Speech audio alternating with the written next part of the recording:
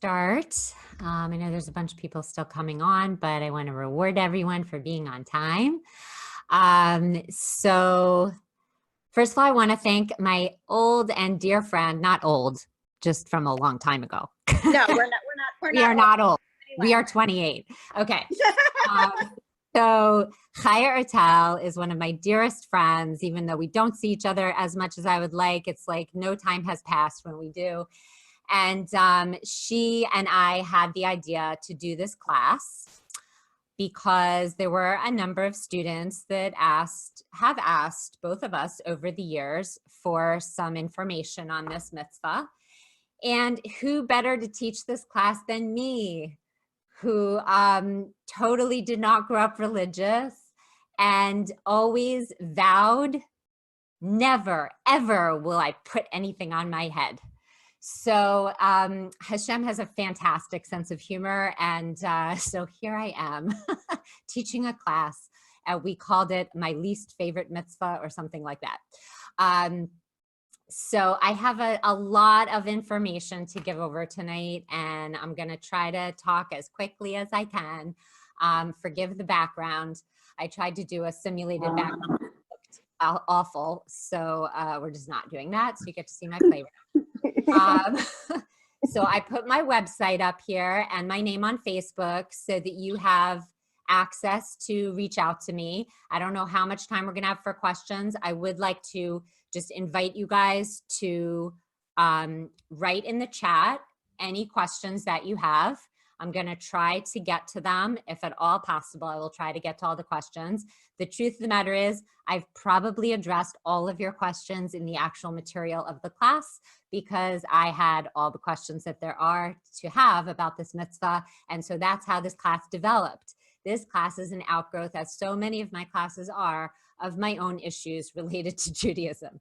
So, so I put this info behind me in case you want to reach out to me privately. I do try to post a lot of good content on Facebook.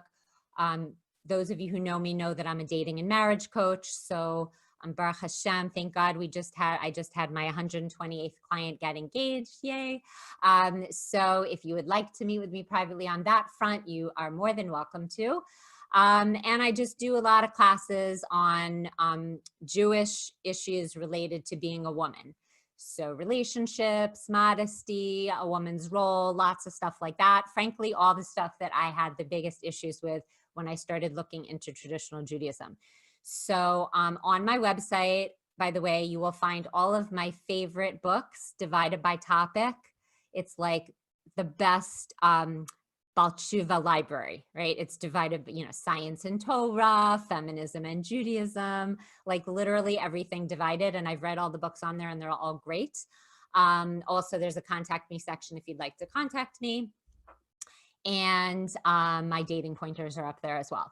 So the way we're going to do the class is, first of all, please write your questions in the chat. If you feel like you're going to forget them or you need clarification for something that I just said. Otherwise, we'll leave most of the questions to the end. And again, I probably will get to most of your questions in the actual content of the class. I also wrote a website here, rabbimanning.com. So I was recently put onto him. He has source sheets and recordings for pretty much every issue that made me crazy about Judaism and women. So really cool stuff, including the source sheets for this class. So I'd really recommend, if you're into sources, I'd recommend that you go on his website. You can download it and print it out and all of that. Okay. I also want to mention that there is only one book out there that I'm aware of about this mitzvah. It is this book called Hide and Seek. I can't really give it my full approval for various reasons. So if you do read it, that's your own decision. I'm not giving it my stamp of approval. There's a lot of good stuff in there. It's like essays from different women who cover their hair and whatever, but there's some things that I don't agree with in there also.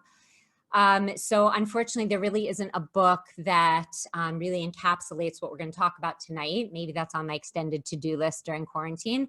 But I'm going to try my best to give over a lot of information. If you are interested in getting sources or notes, please feel free to reach out to me afterwards. Okay. So first of all, more people need to open their video because like I'm talking to Emma and Rebecca. Come on, guys, really. Thank you so much. Come on, keep it going. I want to make the, I haven't socialized in 2.5 months. Okay. So like you're my social life. Come on. Great. This is awesome. Makes it feel much more exciting. Keep it going. And we have close to 60 women on the call. That's awesome. Great. Hi, this is so nice seeing old friendly faces. Great. Okay, keep it coming. I would love to see all the beautiful faces on here. Okay, so first of all, disclaimer. This is my, someone already has a question. Hang on. Yeah, so someone asked me why I don't really recommend the book. This is a really important point. And some of you don't know me, so like, whatever, you'll just get to know me tonight. I tell it like it is. So whenever you're learning Torah, you have to know what filter the Torah is coming through to you. So like the Torah is pure and the Torah is truth. However, when it goes through a filter, you imagine like in the theater, there's like blue, green, and red lights, right? There's like a film that goes in front of the light and makes it blue. So the light is white, but when it goes through the blue film, it becomes blue. So you always have to know who's teaching you Torah and what their biases are and where they're coming from. So because I know the backstory of the author, I'm reluctant to advocate for this book. There is a lot of good stuff in there. I reread it over Shabbos. There's really a lot of good stuff in there, and it's nice to hear like different people's perspectives about this mitzvah. All I'm saying is take it with a grain of salt. That's all I'm saying. So I don't want to get myself into trouble. Okay. And book is on the to-do list. Okay. So disclaimer. This is my hardest mitzvah by far. There's like, I didn't grow up religious at all, completely secular. So there's like Shabbat, I fell in love with, oh my gosh, it's amazing. Get to turn off your phone and like just be and enjoy all the social life and being with family and friends and whatever. Kosher, great. I took that in stages, took me years. Okay, fantastic. Even dress, which took me 20 years, legit, to figure out how to put clothing on myself and have it look cute and express my personality. It took me 20 years. Okay. So if you're less than that, you're doing great. Don't be discouraged. So it really took me 20 years to figure this out. For many years, I felt like I was wearing someone else's clothing. Do you know what I mean? Like it was like my Rebbitzins clothes, but it wasn't me. And it takes a while to just feel integrated, like comfortable in your own skin while dressing in a different way than obviously I'd grown up with like very small amounts of fabric. So even that I've really learned to appreciate, and I love fashion, and I like going to the mall and picking out like the few things that are according to Jewish law okay, and putting together an outfit, and like it's cheap because like I got it at H&M and Zara and Forever 21 and whatever, and I get creative with that. Even that mitzvah I've learned to love. Hair covering is a mitzvah that I can literally and honestly tell you I am doing completely lishma. Lishma means just for God. Not because I'm getting any side benefits out of it, although I will tell you when it's a 3-day Yom Tov, right? When like the Yontif goes into Shabbos, everyone else has disgusting oily hair by the 3rd day, and I actually have awesome hair. Okay, but that's the only side benefit I get to this mitzvah. The rest of the year, I find it extraordinarily difficult, and I'm married almost 22 years, even though I'm 28. Okay, don't do the math. So I've been doing this mitzvah since I got married, not to the full degree that I do today, but I did cover my hair as soon as I got married. So 22 years I've been doing this mitzvah, and still to this day, like I walk into my house and whoosh, off it goes most of the time. So it's really, really hard. And I just want to preface this class by saying that my purpose in giving over this class is to encourage you, to educate you on a mitzvah that is extraordinarily unpopular. There are many, many, many women out there who identify themselves as, I am an observant Torah Jew, Orthodox, whatever label you want to use, but they don't cover their hair either they do it part-time or not at all. It's a very unusual thing, right? Meaning if someone says they're an Orthodox Jew, that they're not going to eat bacon, right? Like that's just, it doesn't go together. But there's a lot of women who, if you ask them, they would say, yeah, I'm Orthodox, but they don't cover their hair. So it's a very unpopular mitzvah. It's a very difficult mitzvah. Those two things usually go together. And for me personally, I'm just telling you, I'm just like being honest. It's really, really hard for me still to this day. And what I try to tell myself, and as with so many of my classes, I'm really just talking to myself, and you're eavesdropping. What I tell myself is, this is such a beautiful opportunity for me to do a mitzvah just for Hashem, just because I love God. That's it. I'm not getting side benefits. I'm not enjoying it. I really don't enjoy it, even after all these years. I do the most I can to make it fun and cute and another accessory and whatever, but it's really, really challenging.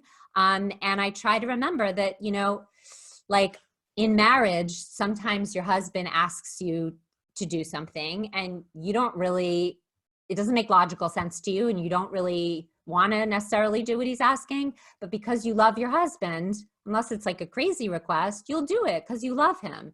So too with our relationship with God, sometimes there are mitzvahs that we connect with great, like we just love Shabbos so much. It's so easy to connect to Shabbos. And then there's other mitzvahs that we're like, this is really hard and I don't really want to do it.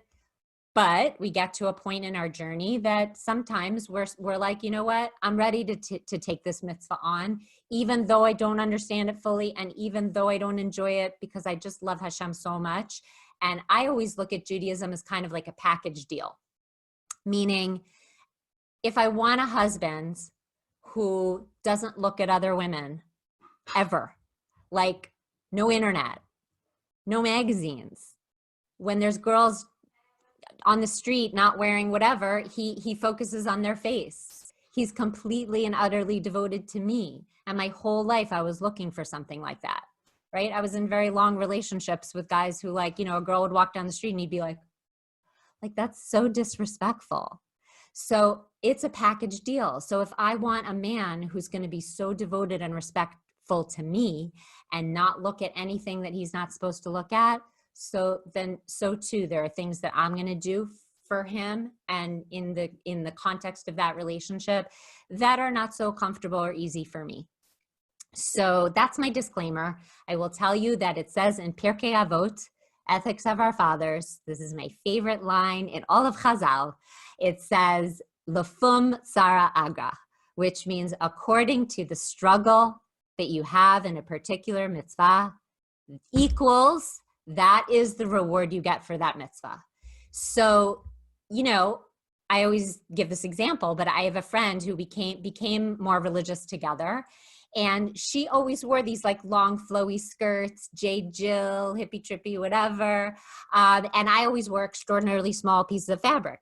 So who do you think got the most reward for the mitzvah of tzniut, of presenting oneself in a little bit more of a covered, dignified way? Her or me?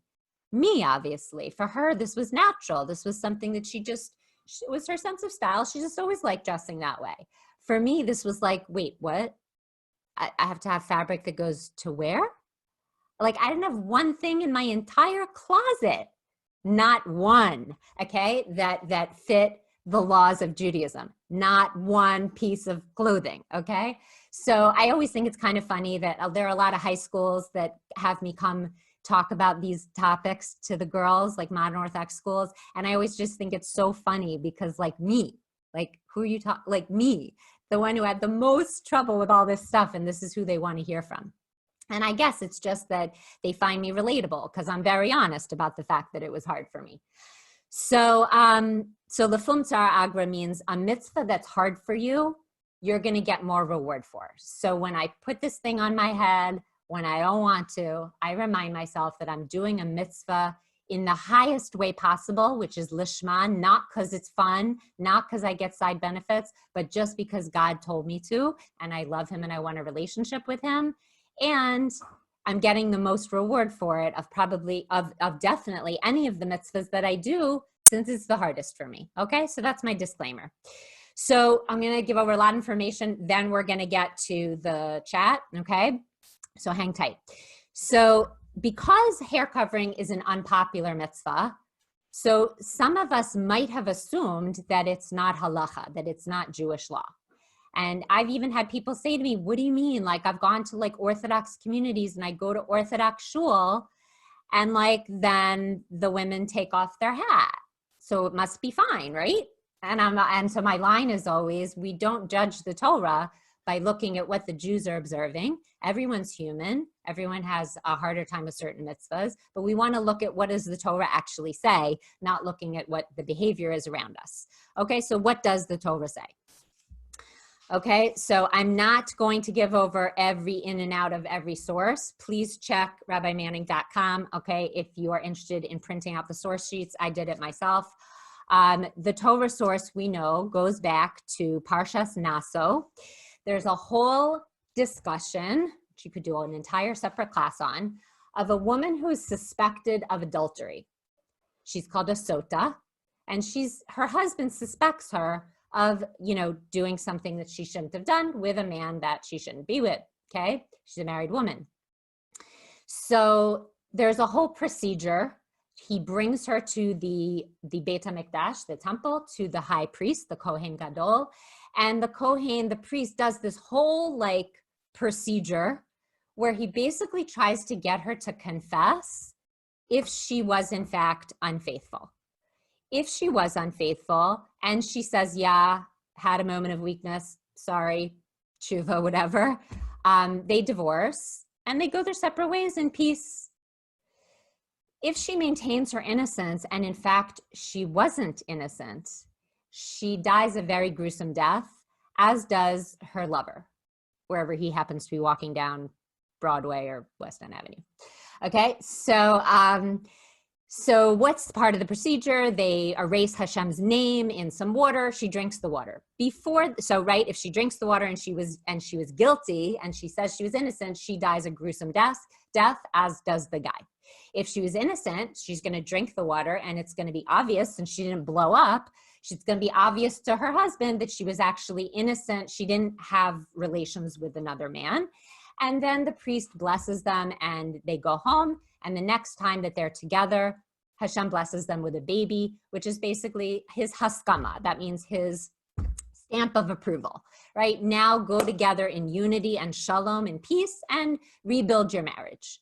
Now, just on a total side note, because I give a lot of marriage classes, and this is related to this mitzvah of hair covering, one thing that we don't often talk about is this whole procedure happens before the husband can prove that she's done anything wrong. Now, barring the 0.1% of weird psychotic guys, why does he suspect her? So there's a whole backstory to this that basically, and I don't know anyone who's cute nowadays, so I'm just going to use Brad Pitt because I'm old, okay? So your husband comes to you and says, it makes me a little bit uncomfortable when you hang out with Brad Pitt. Can you just not? Makes me a little bit insecure and jealous. Now, instead of saying, honey, I love you, and of course, why would I want to do anything to make you upset? Instead, this woman goes and hangs out with Brad Pitt in a secluded room, by themselves in a locked room for 10 minutes, okay? So she's not going to win any good wife awards. That's the first thing. And there is something about the whole ceremony that the priest does leading up to her drinking is that he uncovers and messes up her hair. So this is basically mida keneged mida, which means tit for tat, basically, for her not acting as a proper married woman should have. Therefore, she has to undergo this ceremony that is not dignified, that undoes her hair. So one thing that we want to just remember about this whole episode is that she really wasn't behaving like a married woman should in the first place, even if she didn't have relations with whoever this was, not Brad Pitt. I don't want to incriminate him, right? She wasn't really being a good wife, as we would expect our husband also not to do things like that, okay?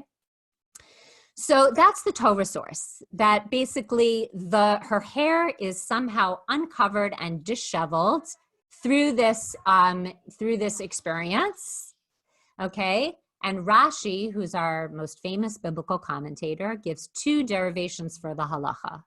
Number one, uncovering the woman's hair is designed to be a humiliation of sorts, right? Because they're trying to get her to confess. Because again, then they go their separate ways, Shalom al Yisrael, right? Okay, from this, we can infer that covering the hair in public is dignified. And number two, Rashi says the need to uncover the hair of the married woman implies that married women's hair was generally covered at that time. Okay, so this is very linked to the concept of public dignity. And the mitzvah comes to indicate that a certain status in society brings certain obligations of dress. By the way, I found out recently that the streimel, the fur hat that the Hasidish men wear, they only start wearing that upon marriage, as a woman starts also only covering her hair upon marriage. Okay, just side note.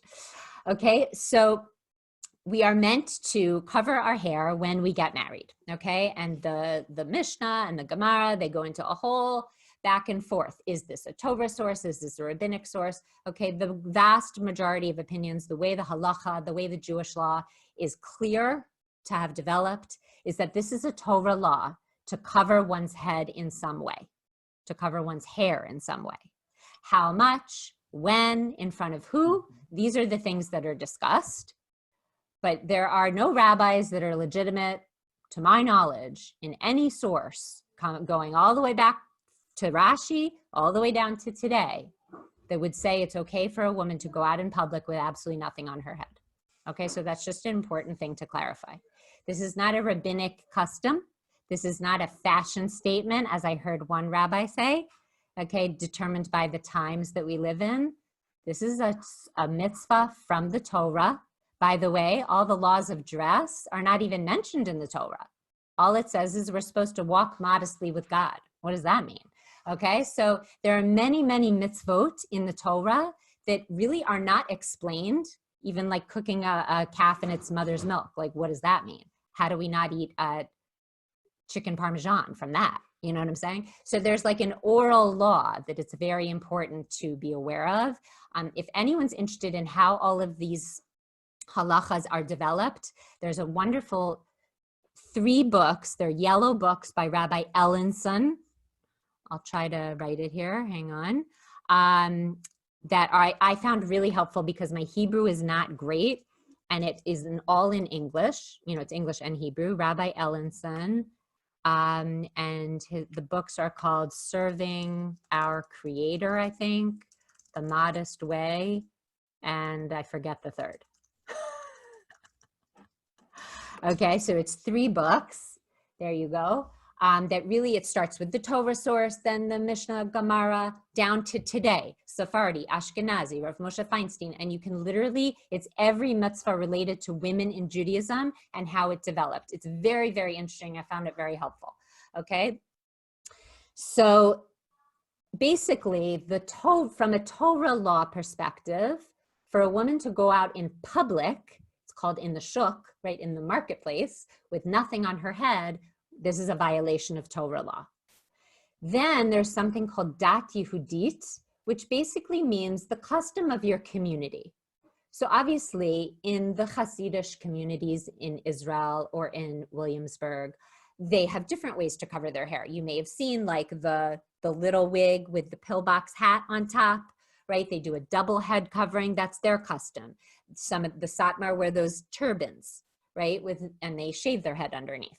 Okay, the average regular Ashkenazi Orthodox woman in America, most of us wear what are called shaitels, wig. Some people wear tichels, scarves, hats, whatever. We're going to have a little bit of a fashion show at the end with my 2 teenage daughters that I basically bribed to do a little fashion show. So we're going to do that at the end, and we're going to show different options. Okay. I'm going to just turn around and show you the back of this. Okay. Can you see? So this is still from the bar mitzvah that I made like 2 days before Corona happened. So basically I'm too scared to deal with this thing because I can't take it to the lady to wash it and fix it. So I just left it up in this beautiful, like half updo, which she did. And I had this gorgeous, like sequiny, crystally thing in the back. It looked gorgeous, but that literally happened right before Corona. And then like, I'm just wearing it like this because I can't do anything with it. I'm too scared. Okay. So anyway, so we're going to do a fashion show at the end. So stay tuned to the end. Okay. Okay. So community standards would mean, so from the Torah, I can't go out with nothing on my head. I have to cover my hair in some way. That's from the Torah. And then rabbinically, dat Yehudit, based on my community standard, is going to determine how do I do that, right? If I'm Sephardi and I'm living in Israel, so I'm wearing one of those gorgeous scarf contraptions that I have literally no ability to do. I am the most completely dysfunctional person in this area. When I wear a scarf in the summer, I literally like around my bun. That's it. Like I can't do anything. I'm like dyslexic in this area. I know Rebecca's on here and she makes these gorgeous contraptions that I'm like, I have no idea how to do that. And I've had the little demos. I still can't do it. Okay. So it's just easier for me to plunk this on my head. Anyway, so if you're Sephardi in Israel, you're wearing some gorgeous like scarf thing and you look like Queen Esther, right? If you're a typical Ashkenazi woman in America, most of us wear wigs most of the time, but we're also, there's a snood, there's tichels, right? We're going to show that at the end. Okay. The bottom line is how you cover your hair is really your own business, you and your husband and your rabbi, like you guys figure it out, whatever you want to do, but it is somewhat determined by our community. So this is just on a side note, choose your community wisely, right? You want to choose a community where you feel comfortable, where you're not going to feel judged, right? Okay, so, but how you do it is really more of a personal decision that the woman makes herself and a discussion with her husband. On a total side note, I think on like maybe my second date with my husband, I said, I was back from 9 months at Neve and I said to him, do you want your wife to cover her hair? Now, there was only one right answer here. If he said, yeah, of course, I'd be like, sexist, this is not your mitzvah, don't tell me what to do. If he had said, no, I don't really care, I would have been like, okay, you're not even religious. Okay, so there was only one right answer. And Hashem gave him a brainwave that he said it. He said, I think that's her decision. And I was like, yes. Check, please. Okay. So there was only one right answer in my mind. The funny part is, of course, now obviously he feels very strongly about it and he's so appreciative that I do it. And by the way, it makes a huge difference when your husband is on board. I have a friend whose husband was so not into it. Like his connotations with hair covering, as were mine, by the way, was basically cancer, unfortunately. Like that's from a secular Jewish perspective, that's literally the only thing as far as like wigs and like scarves. It's like, God forbid, when someone's sick. So he was totally not into it, especially wigs. And so she just wore these cute little hats all the time. Kudos to her. Like, I don't think I could do this mitzvah if my husband was not into it. And for like 15 years, she did this. Like she would even match the hat to her wedding outfit. Like it was really crazy. And then finally he just gave in and she got herself a wig and that's what she wears now. But it took a long time and I really give her a lot of credit because it's very hard if your husband's not on board. Okay. So we said already, the Torah law is you must, when you're out in public, there must be something on your head when you're married. As far as dat Yehudit, that's basically according to your community, is going to determine how you do that. Now, where do we need to cover our hair? Okay, so again, I'm not going to go into all the intricacies, but the Gemara, the Talmud talks about 3 different levels. One is totally public, which is called the shuk. Okay, one is semi-private, which was like a courtyard, which kind of people could come in, but it was mostly your own property. It was like an alleyway courtyard. And then there was the inner part of your domain where people wouldn't come unannounced, really. It was a mostly entirely private area. So there are different laws based on how public it is, as you can imagine. So semi-public, what's called a kalta, which was some sort of like basket type covering that they wore in those days, was enough in a semi-public place. It was not enough in a full public place. Okay, so going into the shuk, basically when we leave our house, that it needs to be fully covered. Okay, so that's that. Okay. So everyone from, Rashi to Rambam to the Mishnah Brura to most of the Achronim, including Rav Ovadia Yosef, who is was the posek for the Sephardi community, and Rav Moshe Feinstein, who was the posek for the Ashkenazi community in the last generation. They all rule that hair covering in public is a Torah obligation, not a custom or a rabbinic mitzvah, right? This is from the Torah, okay? How much hair should be covered? I'm really going through the halacha very quickly because I want to get to hashkafa. How much hair should be covered is a matter of opinion, but the vast majority of sources say either, right, the Zohar is the mystical work, says that every hair should be covered. That's the most stringent. Down to Rav Moshe seems to have said, although there is some differences of opinion, is exactly what he said, that less than a tefach could be shown. A tefach is basically 2 fingers along the top of your head. So you'll see when I put the scarf on my daughter, there may be a little bit of hair showing at the top, very, very little by the hairline. According to Rav Moshe, that as long as it was less than 2 fingers, that would have been okay to go out in public, okay? And by the way, the payas, right, the temples, this area right here, okay, does not need to be covered according to most opinions because it's not considered part of your hair, it's your temples. It's like it's basically impossible to cover your temples unless the thing covers your ears, right? And the little neck hairs down here, right? Like little neck hairs, you know what I'm talking about? Those also are not considered part of the hair of your head. It's considered that you don't have to, according to most opinions, you don't have to cover that either, okay? So the nape and the temples would be okay to show. But again, the Zohar insists that no hair must be showing at all, okay? In your own house, when there's no one there but your immediate family or your father, grandfather, son, according to most opinions, brother, you can actually halachically uncover your hair. Some people don't feel comfortable with that. They're sensitized to that. But according to the basic halacha, you are allowed to uncover it in front of those immediate family members. So, I don't know for my parents, because they're not observant yet. So especially for my father, it gives him a lot of pleasure, I think, when I uncover my hair in front of him because, I have awesome hair and he's just like, yeah, there's you, although the truth is 20 some odd years later, he's like, oh, I like that one that you wear that's like this, he has his opinions on my wigs now. It's very funny. Anyway, so, okay. So that's as far as in your house. Okay. There's no requirement to cover your hair in front of your children, father, grandfather, though there are many women who like to be more machmir, which means more stringent on themselves. As I tell all of my students, and those of you who are regulars, you know that I say this all the time, very, very important to know what's halacha, what's Jewish law, what's custom. Dahlia, I can hear you.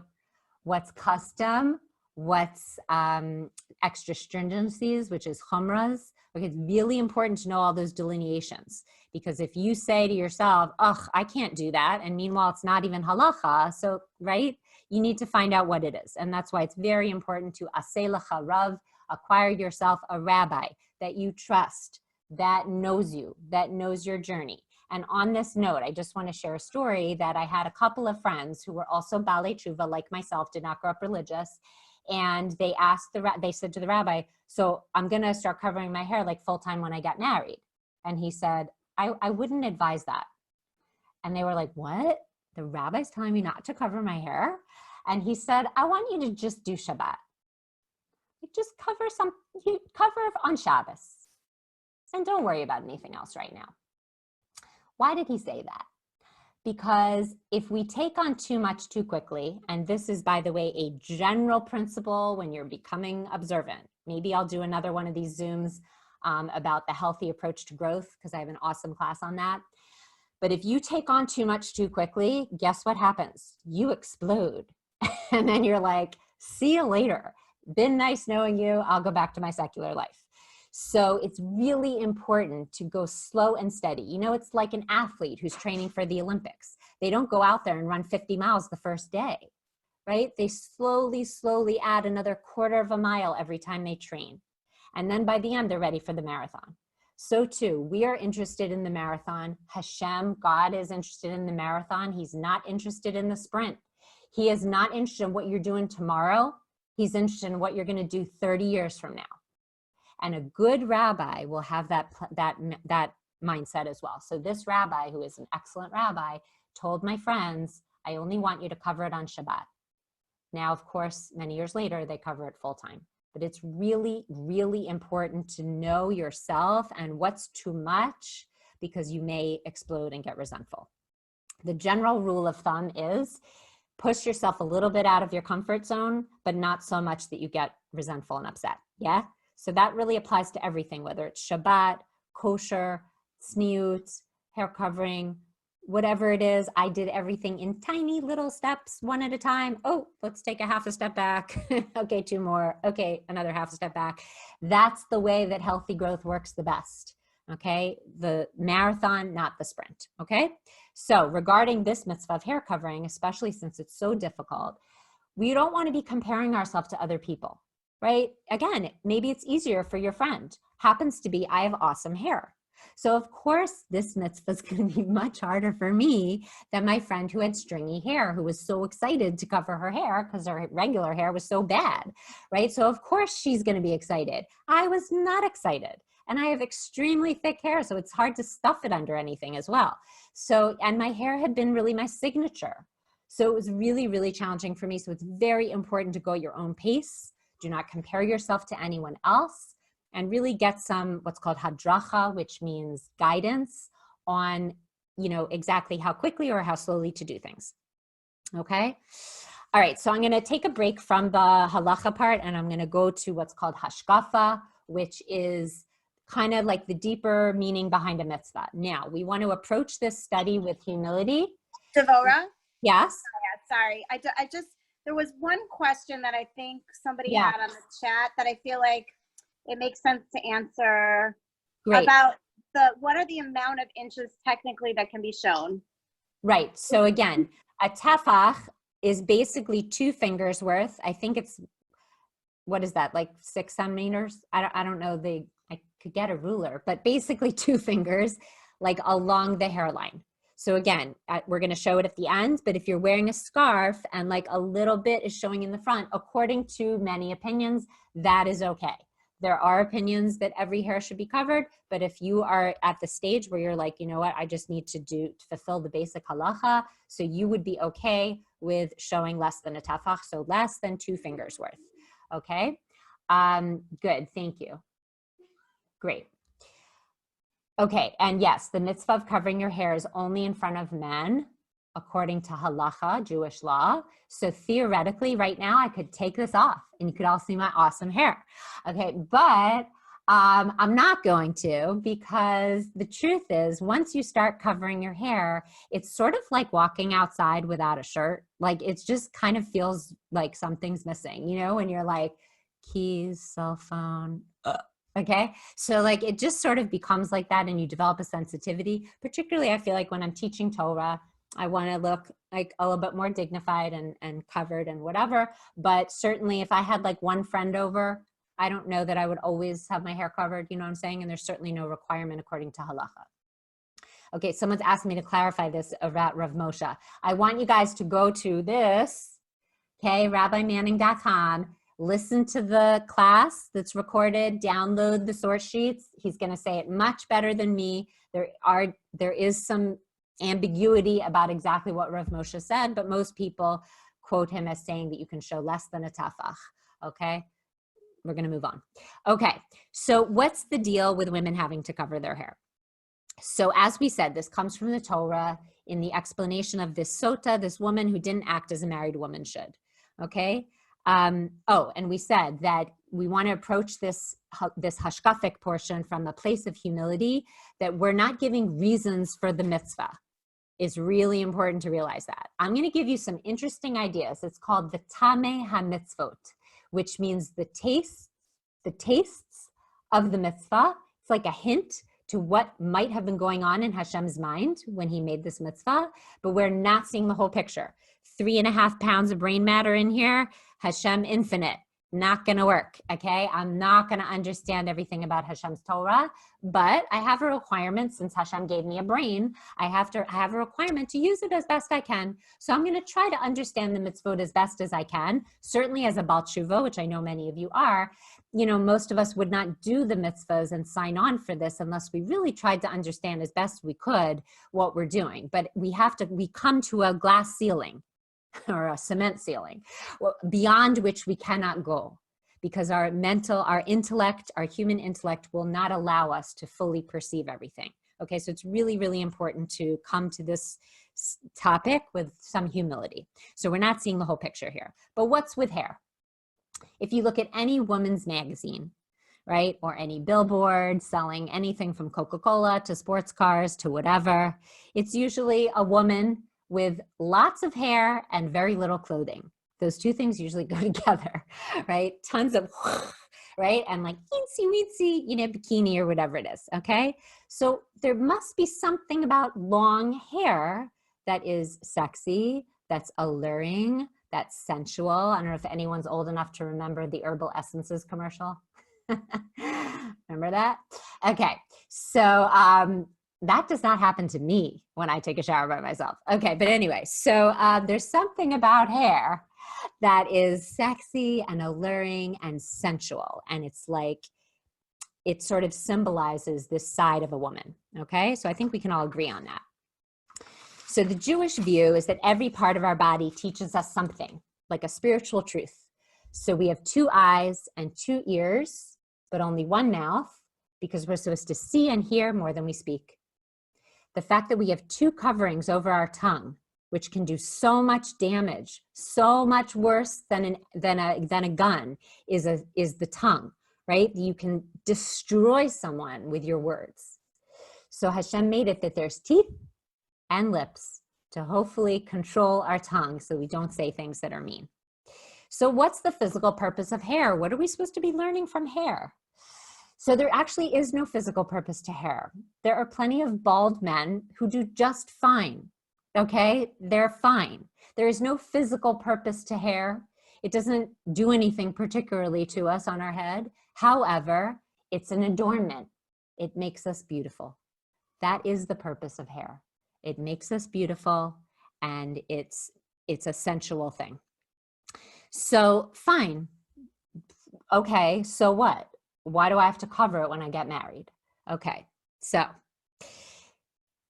there are 2 kind of explanations or hints given to why a woman would cover her hair when she gets married. The first is that it's a physical sign that we're married, similar to a wedding ring, right? Even the secular world has that concept. And by the way, in like 18th century Britain and France, the young unmarried women would leave their hair uncovered, and the married women wear the little bonnet. Remember, if you've seen any Jane Austen movies, right? The married women wore that little bonnet, the white bonnet.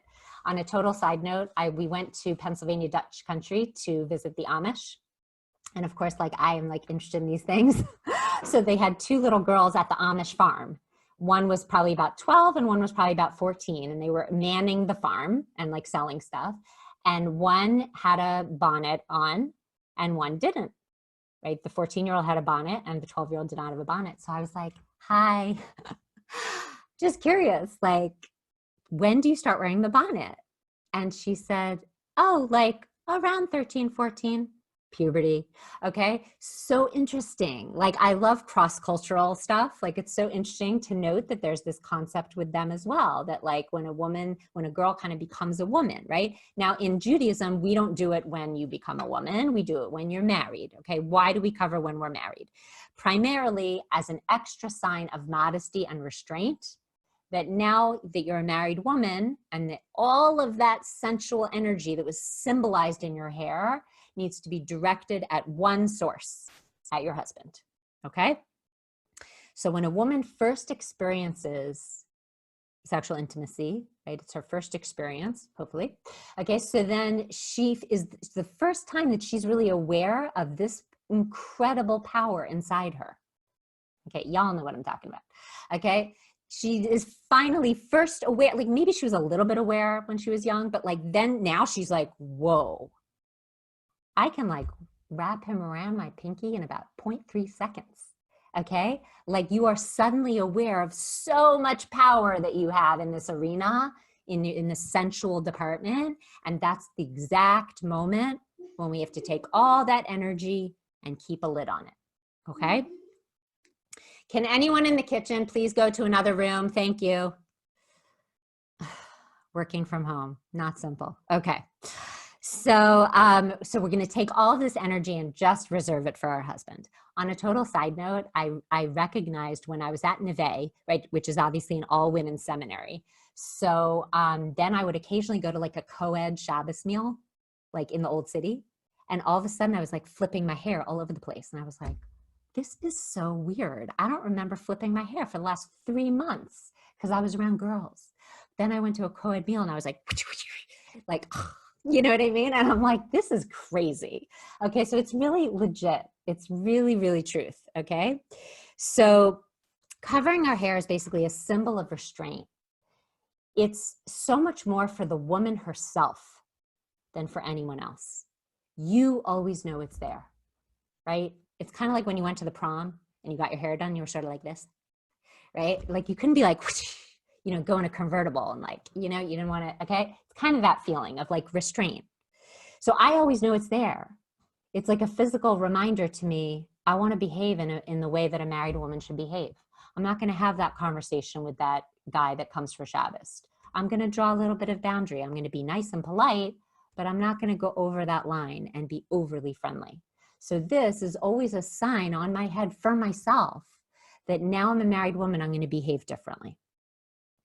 It encourages emotional fidelity. Okay, what does the expression to let your hair down mean?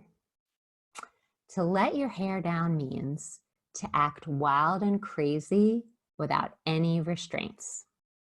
Isn't that interesting, right? Think of Wonder Woman, okay? Anyone remember her?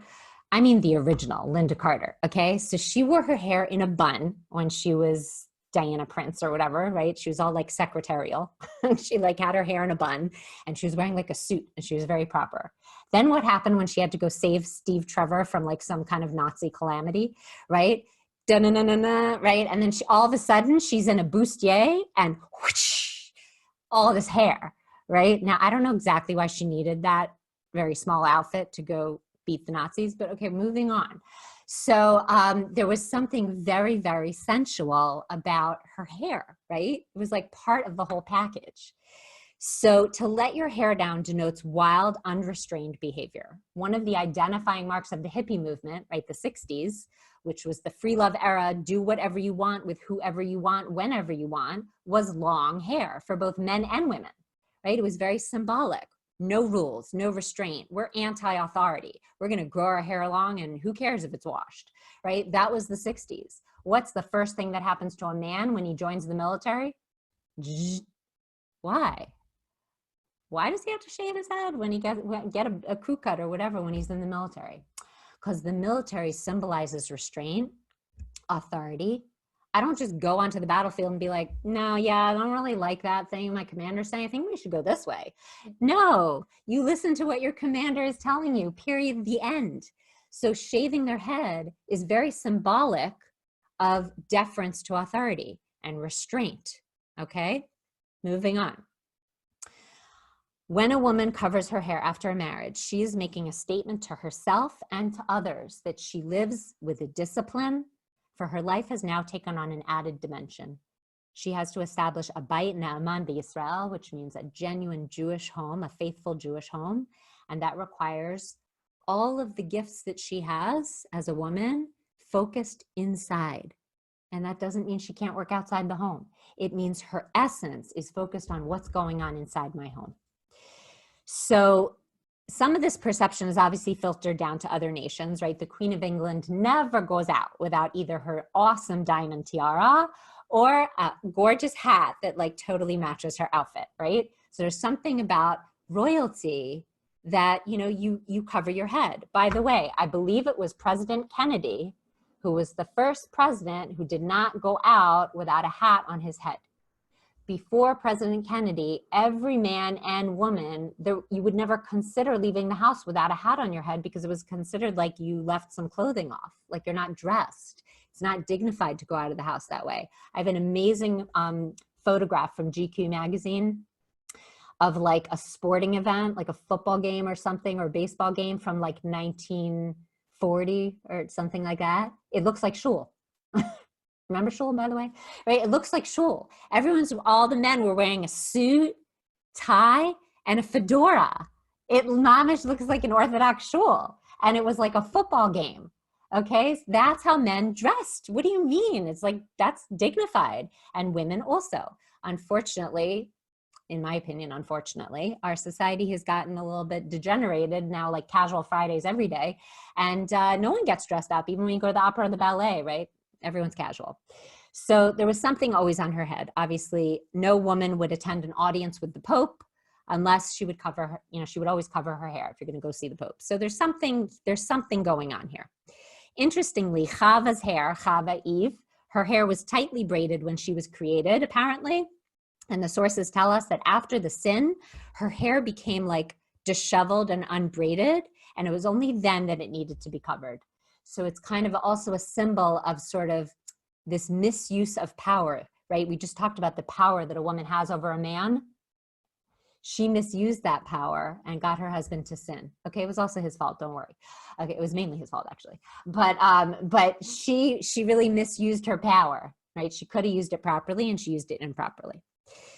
So, okay, moving on, and don't worry, I'm gonna get to the questions.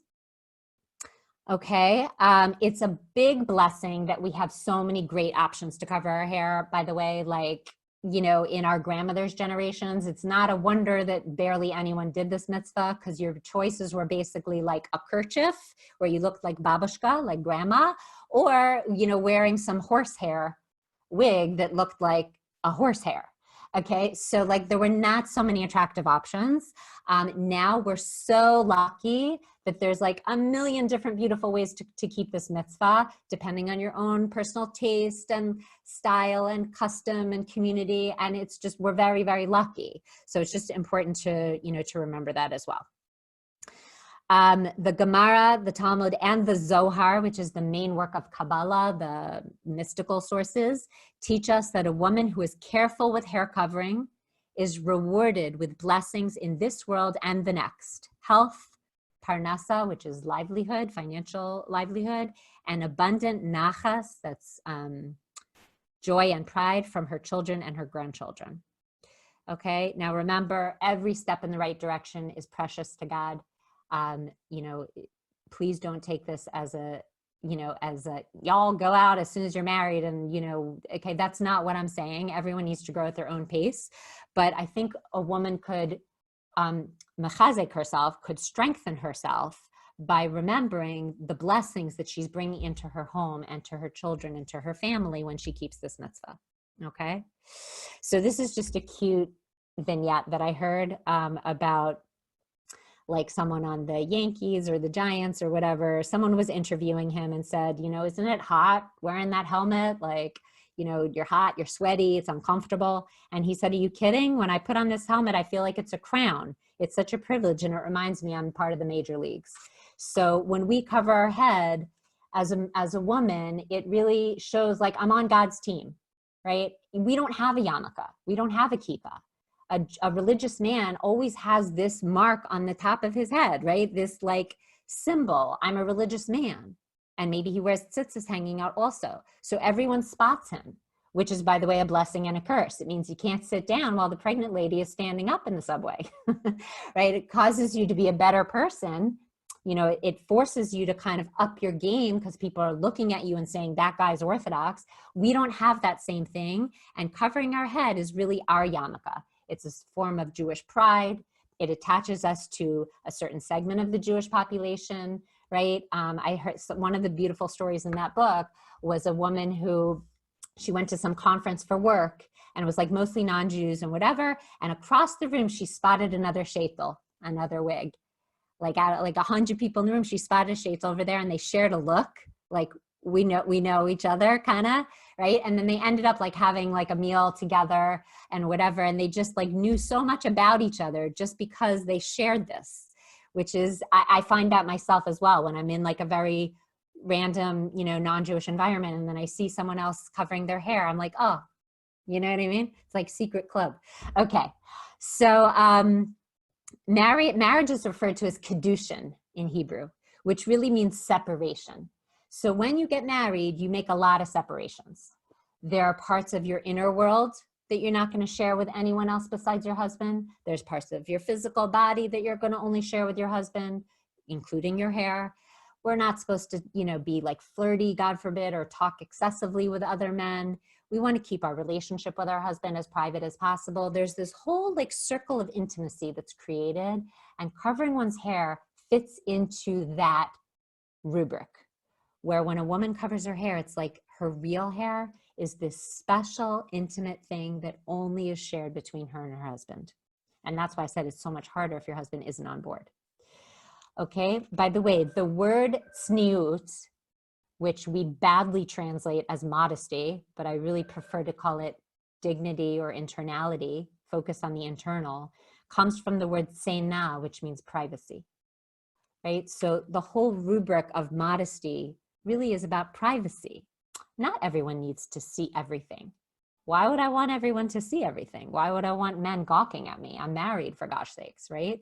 So hair covering, though it is a separate mitzvah from modesty, from, you know, the laws of dress, for instance, it kind of overlaps with modesty, meaning a woman could be covering her hair according to halacha, meaning all her hair is covered, but if she's wearing, I call it the Kim Kardashian sheitel, okay, like, whoosh, you know what I mean? Like the first one I tried on was like that. And I was like, I should be dancing on tables somewhere with this thing. Like, this is just like not okay, right? So a wig that is so provocative and sexy and not snoots and eye-catching is unfortunately not fulfilling the spirit of this law. And by the way, this is another general principle in Judaism. There's the letter of the law and the spirit of the law. So there's certain laws of Shabbos, right? And then there's the spirit of Shabbos. Like you could officially set your timer for your TV to go on and you wouldn't be violating a law of Shabbos, but it's not Shabbostic. Like, I don't want to be watching Netflix on Shabbos, right? Like, it's not in the spirit of Shabbos. So too with hair covering. There's the letter of the law, which is cover your hair. And then there's the spirit of the law, which is, I don't want to be provocative. Much more so now that I'm married. Even before, I didn't want to be provocative. I wanted to be pretty and refined and put together and dignified and gorgeous, but not sexy and alluring and provocative. So if my wig is sexy, alluring, and provocative, I've got a problem. And I have to look inside myself and say, is there a way that I could grow in this mitzvah? Now, very important, we never judge another Jew. So when I see a woman wearing a Kim Kardashian sheitel, I say to myself, this is probably the only way that this woman can cover her hair, and she's doing the mitzvah. Good for her. There are unfortunately many women, sometimes they attend my hair covering classes and start a barrage of criticism of what I'm saying. But since you're all muted, I don't have to deal with that. Okay, so there are some women who will judge other women based on what they are wearing on their head and say to themselves, ugh, they're not keeping the mitzvah. Psst, what's she wearing? Okay, note to self. God hates one character trait more than any other trait. You know what it's called? Gaiva, which means arrogance. when we judge another Jew and we say, I'm doing this better and that person is not, trust me, they're not throwing a parade for you in heaven. It's very dangerous for yourself. We're never allowed to judge anyone, it says in Pirkei Avos, until we are in their shoes, which is when? Never. Okay, so moving on. So, I say to myself, maybe this is the only way that this person can cover their hair. I can tell you honestly for myself, if wigs were outlawed, there is zero chance I'd be keeping this mitzvah. I'm telling you really honestly. Really, really honestly. I don't know why I'm recording this, but still have to marry off kids. Okay, but I don't think that I would be capable of doing this mitzvah if I were not allowed to wear a wig. And my rabbi pointed out that the countries in pre-war Europe where the rabbis assered wigs, where they said wigs are not an acceptable way to cover your hair, in droves, the women stopped doing this mitzvah. And the countries where the rabbis said it's okay to cover your hair with a wig, the women in general kept covering their hair. And I know for sure in America, and certainly Rav Moshe and the Lubavitcher Rebbe ruled this way, that it's not realistic to think that the average woman is going to be able to cover her hair only with a scarf. So I want to just read this. I don't remember where I got this. I'm sorry, because I've compiled so much information, but someone wrote this that I respect. The Lubavitcher Rebbe held that sheitels are definitely lechachila, which means ideal, not what's called b'diavad, which means, okay, it's not so great, but okay. He said it's l'chachila. It's even preferable in his mind. Whereas Rav Avadia Yosef, from my understanding, he was talking about his clientele in Israel, but many Sephardi Jews in America also hold by this, that tichels and hats and scarves were definitely better. Okay, so you have your pick. This is the only reason I'm happy to be Ashkenazi. Most times I'd rather be Sephardi. Okay, the Rosh Yeshiva, Rav Chaim Pinkas Scheinberg's wife, wore a sheitel. And I had a very good conversation years ago with my friend and neighbor, Rebbetzin Bashi Twersky, the head of the Hadar Seminary, which Hadar is like, on the spectrum of seminaries, extraordinarily right-wing, okay? So I asked her, why is it okay to cover with a wig, even if you look better or more beautiful with a wig on? She said very simply, the law says a married woman must cover her hair. It doesn't say with what. There is no mitzvah to be unattractive. Adarabba, that means quite the contrary. Abbas Melech, which means the daughter of the king, meaning Hashem, has a mitzvah to be attractive and put together, for she is truly the daughter of the king. She always wore a sheitel to go out of the house and told me she preferred it because she felt she got the most coverage and didn't have to worry about it slipping back, which is also my thing. When I have very slippery hair, even with the band and the grip and all that, it slips off my head to a degree that the sheitel does not move. As a Baal Tshuva, I think we all struggled with this question of why covering hair with hair and looking great was okay, but she really put my mind at ease about it. And obviously many, if not most, of the Gedolim's wives had wigs on. People tend to get very entrenched in their own position, and it's just important you follow your Rav, you make your decision with your Rav, and you don't worry about other people. Okay, and we definitely never want to judge other people. All this bearing all this in mind, there are still days where it's very hard for me to do this mitzvah. Usually when I get my hair cut and it looks like awesome, and the lady's like, oh, why you cover? It looks so good. Like, why you stuff that hat on? Okay, wrong accent, but whatever. So I once had one of these days where I was like in tears. I was newly married and I was in tears. And my husband said to me, do you have any role models, any female role models that you aspire to be like, that you want to be like, who don't cover their hair? And other than my mother, I don't have anyone. They all cover their hair. Rebbetzin Tehila Yeager, who I want to be when I grow up, right? Like, Rebbetzin Young Rice, like all these amazing, amazing women who were like crazy, amazing speakers, but also really devoted to their family. Like they all wore a wig. They all covered their hair.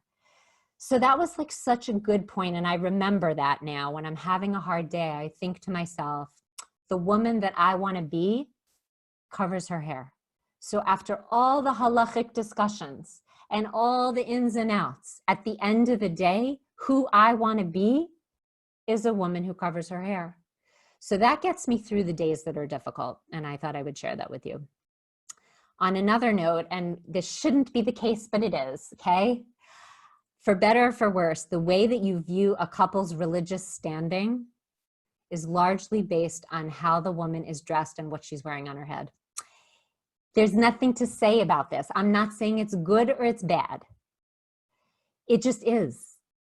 Like, all the men look basically the same, more or less, like on a weekday, or like, let's say on Shabbos, let's put on Shabbos. On Shabbos, they're all wearing a white shirt, a suit, and a tie. Okay, a hat, no hat, but whatever, you can't really tell. He could be like not keeping Shabbos or like Hasidish, and you're not even really sure. But you look at the woman and you're like, oh, I totally know the whole picture.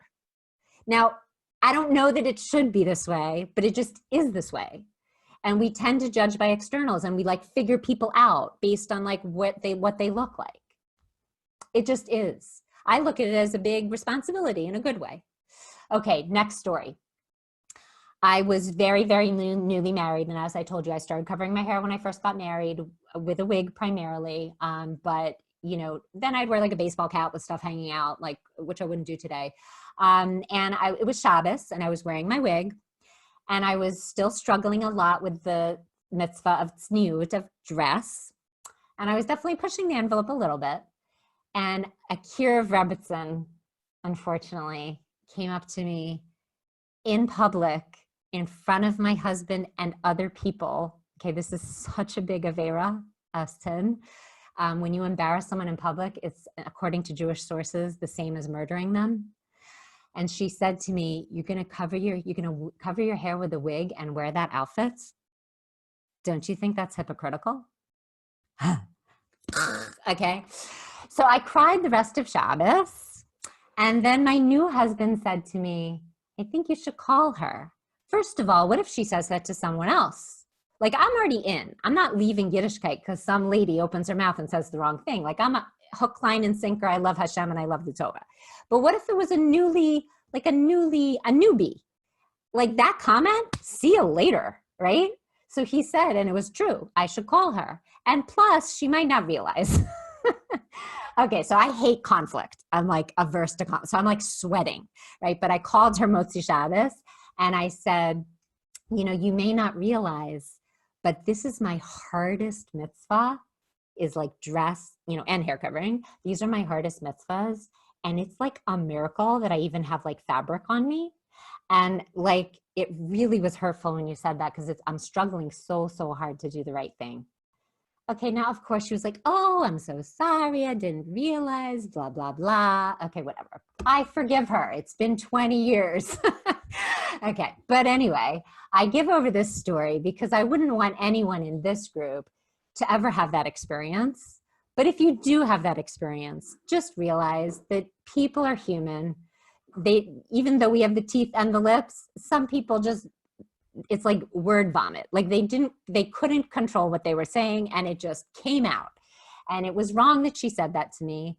And, you know, we would never want to do that to anyone else, right? Okay.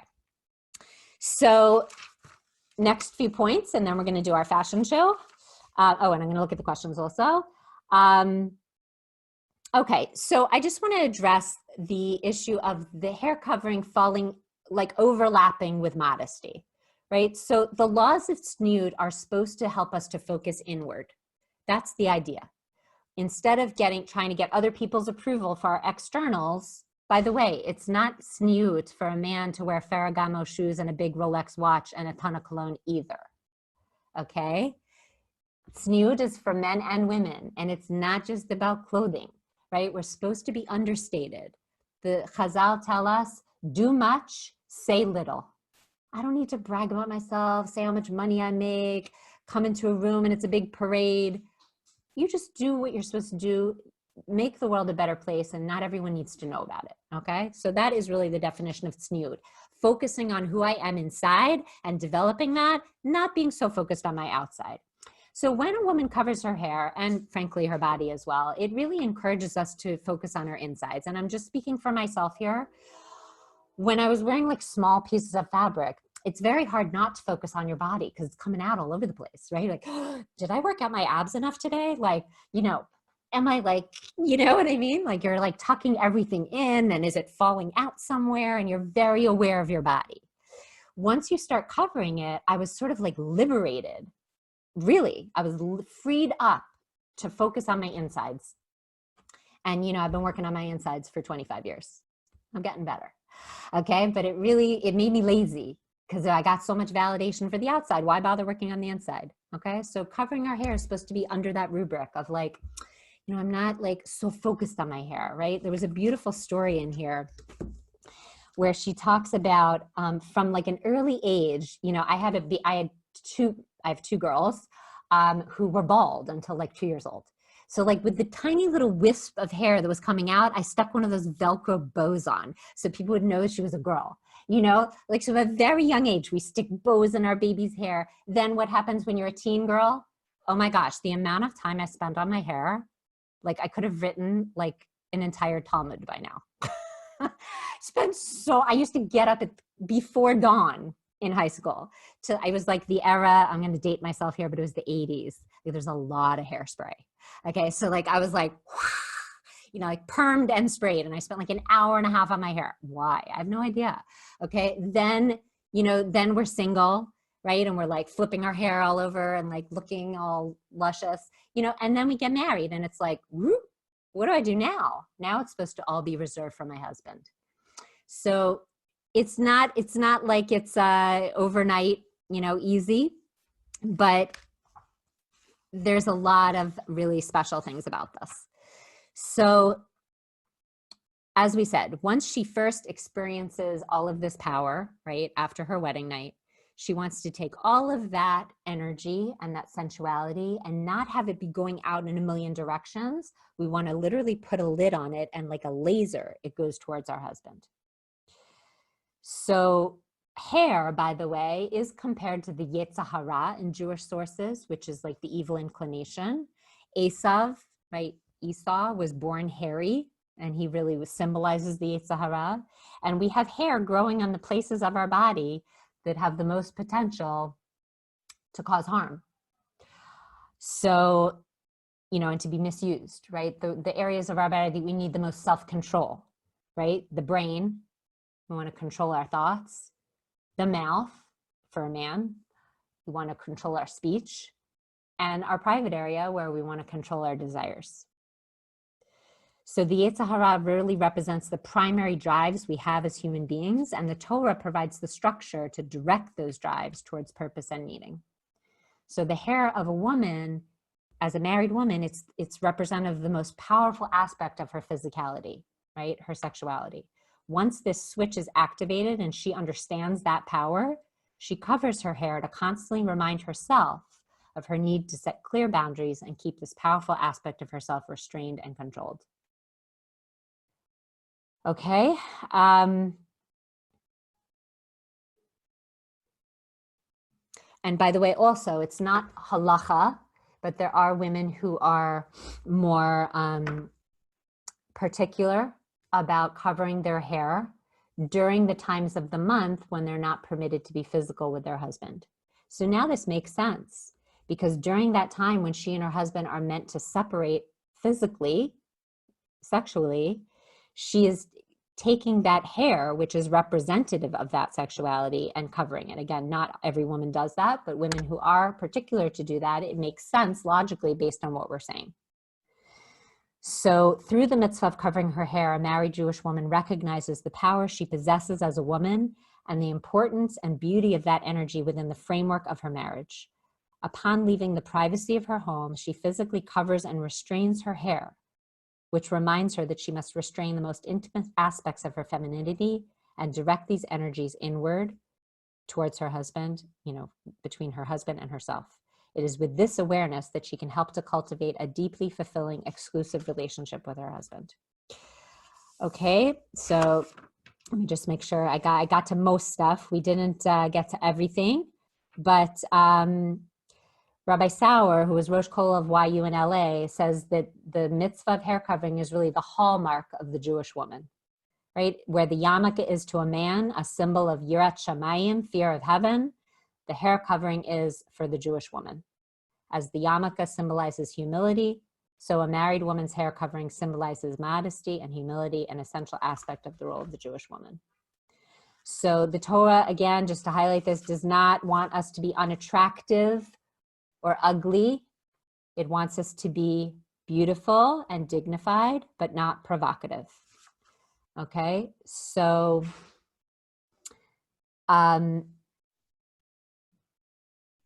okay. By the way, Rav Shimon Schwab said women are not obligated in the mitzvah tefillin because they wear their tefillin throughout all the hours of the day. I thought that was so cute. I mean, not cute, but you know. Okay, so, and this is Rav Falk, who I don't usually quote, by the way, but while her head covering should not be overly flamboyant and flashy, neither should it be drab and somber. Chazal, the rabbis, teach that a wife should always make an effort to be appealing to her husband. And number two, it would give the impression that Yiddishkeit is restrictive, somber, and gloomy, right? Which it is not, okay? So even our head covering needs to be thought out, right? It's not supposed to be drab or schleppy or frumpy, and it's not supposed to be overly flamboyant and flashy either, okay? So I'm gonna look at some questions here and just make sure that we got to, whoa, okay. This is the Wonder Wig. So this is basically, this is a fantastic invention.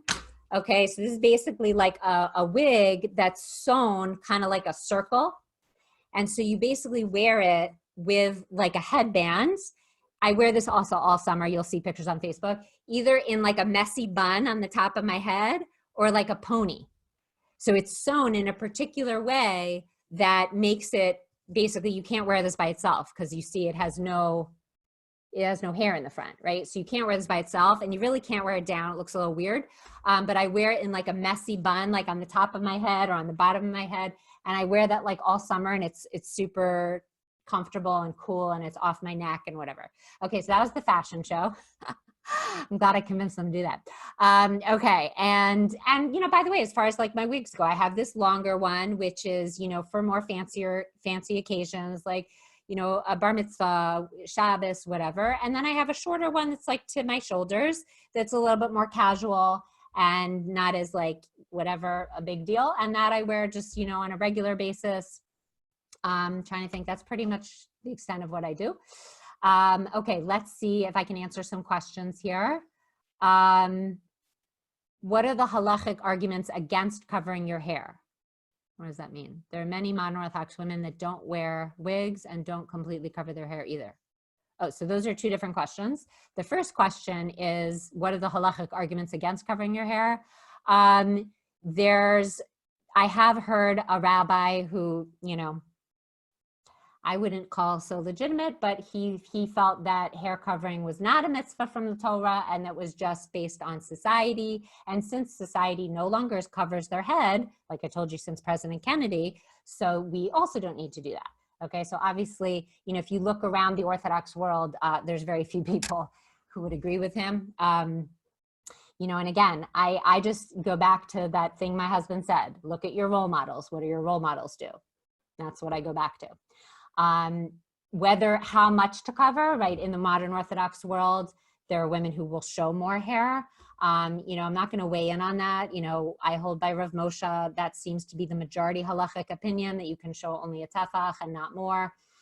But again, we're not here to judge. So maybe this person, that's the best way they can cover their hair. Great. Judaism is not all or nothing. It's not like you wear a burqa or are naked. Like there's like a whole, you know, there's a whole process, there's a whole spectrum. Same with hair covering, Shabbos, kosher, every mitzvah. It's like you know, life's a journey. And again, we're interested in the marathon, not the sprint. Maybe you'll never get to the end. That's okay. And Hashem is not comparing us to anyone else. Most of us on this call didn't grow up religious. Hello, the last person that covered her hair in my family was probably like 250 years ago. At best. I'm really not kidding. So you think Hashem's going to be like cracking the whip on me? No, of course not. It's like they're throwing a party upstairs for what I'm doing. Okay. Have you ever had a moment when you were happy or relieved you cover your hair? Only 3-day Yontif. That's it. Okay. Are women allowed to stay one-on-one with rabbis? You're not allowed to be in yichud. This is totally off topic. You're not allowed to be in yichud, which means in a locked room or seclusion with any man that you're not married to. So if a rabbi meets with you, this is a very important question. If a rabbi meets with you, the door should be open, or someone should always be like around, ready to walk in. That's a really important question, actually, because we have a lot of Balei Tshuva girls here who may not know what is appropriate or inappropriate behavior for a rabbi. Okay, so if you are concerned or confused, please be in touch with me privately. What's the difference between a fall and a sheitel? Okay, so a fall, basically, like the Wonder Wig, will have this line here so that you can't wear it by itself. You would need a hat or a headband or something, or something to cover up that seam. That's a fall.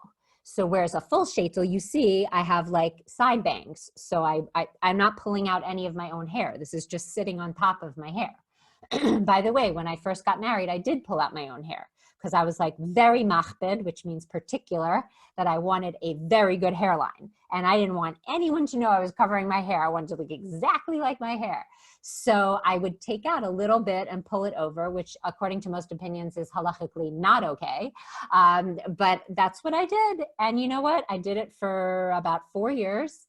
And then we moved to Passaic, New Jersey. And I was like, I don't think that's going to really fly here. So I went back to my sheitel macher, which is the wig lady.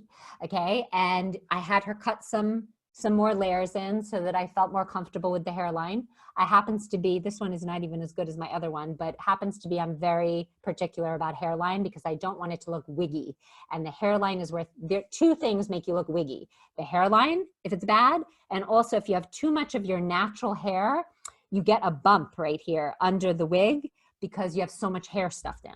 Happens to be my natural hair, I cut shorter for that reason, because I have very, very thick hair, and there's just no way I would be able to stuff it up into a wig without a bump otherwise. And I think I look cute anyway, so it's okay. And so does my husband.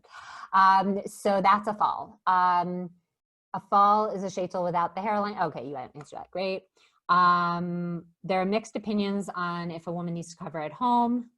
Okay, great. It is not halacha in your own home, but some women like to be extra stringent on themselves and cover in their own home. And it's true that like now that my kids are older, there's always like someone running in the house and like whatever, friends. And, so the truth is my hair is mostly covered day to day now, but I didn't start off that way. And I needed to not start off that way, if you know what I mean. How about if you're wearing a hat with only the top of your head not showing? Right. So meaning a hat with your own hair coming out. So again, Rav Moshe and really the vast majority of the poskim say that either all the hair has to be covered or less than a tefach, which would be very, very little at the base of your neck. When I first got married, I wore those cute, like fancy hats that like black ladies wear, like, like with like out of Titanic, you know what I mean? Like those gorgeous hats. And I had like a tiny bit of my hair, coming out the bottom, which probably was halachically, debatable, not too bad. But I wouldn't do that today. So, again, it's a growth process, and better something than nothing. That's what I keep trying to tell you guys. Better to put a hat on your head and have all your hair coming out than nothing. Obviously, that's better. We just went through the Torah source. Okay. Okay, fine. No. Right. It gets complicated with family members visiting, in-laws in particular, right? If your in-laws are always dropping by, if you're Russian, I'm just kidding. If your in-laws are always dropping by, so then you're like on, off, right? So I leave a little beanie by the door. It's on a hook right by the door of my house. And I can literally like the winter hat. And I literally just whoosh, and answer the door. If the exterminator comes, whatever, I can just throw that on in a second. But yeah, it would be nice for people who are visiting to let you know that they're coming so that you aren't in a situation that you're uncomfortable with. Stepson, I do not know the answer to that. I think you would probably need to cover in front of your stepson, but I'm not a rabbi. How about in front of friends and other women? No, as we said, according to halacha, you do not have to. Some people are more sensitive and particular about that. Is there a requirement to have hair? No. Because in certain Hasidic communities, they shave it. So it's definitely not a halachic requirement to have hair. That being said, the vast majority of Ashkenazi poskim, which means rabbis who rule on subjects, are not in favor of a woman shaving her head, because we're meant to look beautiful for our husband. And by the way, on a side note, it's really important that you take care of your natural hair. Just because you're covering your hair does not mean that your natural hair should be shvach, as they say, junk, right? I get a real haircut. I don't bleed on her. I don't need to dye anything yet, but when the time comes, maybe, I don't know. But I take care of it. I condition it. I make sure it's healthy. And as I said, I think it's healthier now because I'm not blow drying, is perming, all that stuff that I used to do. It doesn't see the sun really. So, it's not getting like bleached out, right? It's healthier actually. Does it need to be covered when davening and or saying a bracha when alone? Okay, so check your LOR about that. From my understanding, you do not need to cover your hair when you are saying a bracha, but most women, when they're davening, would cover their hair. Like I certainly cover my hair when I daven, but when I say a bracha, not always. What about, and by the way, in the mikvah, you're saying a blessing, right? Most women do not cover their hair there, right? There is a little pile of washcloths that some women will grab and put on top of their head, but it's not required. What about if a woman has cancer, God forbid, and she is bald or loses her hair for another reason? Does she have to still cover her bald head? That's such a good question. Yeah, I think so, because it's the rosh. If you look at the Torah source, it says the rosh, which means head. So with or without hair. That's so interesting though, because hair is what we're talking about. Should never happen to anyone. What are the amount of inches technically that can be shown? Okay, we already talked about that. When people wear a fall, pull back. Okay, right. So again, we're not judging anyone else, but I'm telling you less than a tefach, which is less than 2 fingers. Any recommendations for a rabbi and mentor? Speak to me privately, because I do have, certainly anyone at Olami, is great. Depending on your city, I could recommend someone who is like the head of the kollel or, a rabbi there, depending on your city. Does the tefach count at the bottom of your hair as well? Right, yes. As far as I know, yes. So if it was covered completely up here and there was a tiny bit coming down, that would be considered, according to what I know, okay. But again, that's very little. Tefach is very little. How do you suggest we discuss with men we are dating our fears about hair covering, especially as a BT who keeps meeting FFBs? Does everyone know what that means? FFB is a from birth, someone who grew up religious. They may want someone to cover their hair fully, full-time right away. I would want to be able to effectively communicate about my fears and my growth plan and not scare him away by seeming unwilling to perform this mitzvah. So yeah, that's why I'm very happy that I was able to marry someone who also comes from a similar background to me, and we were able to grow together. And like I said, his answer was the only answer that would have worked for me. And I know a lot of women who feel that way. Like, don't tell me what to do, but then again, you should care, so it's like this dicey thing.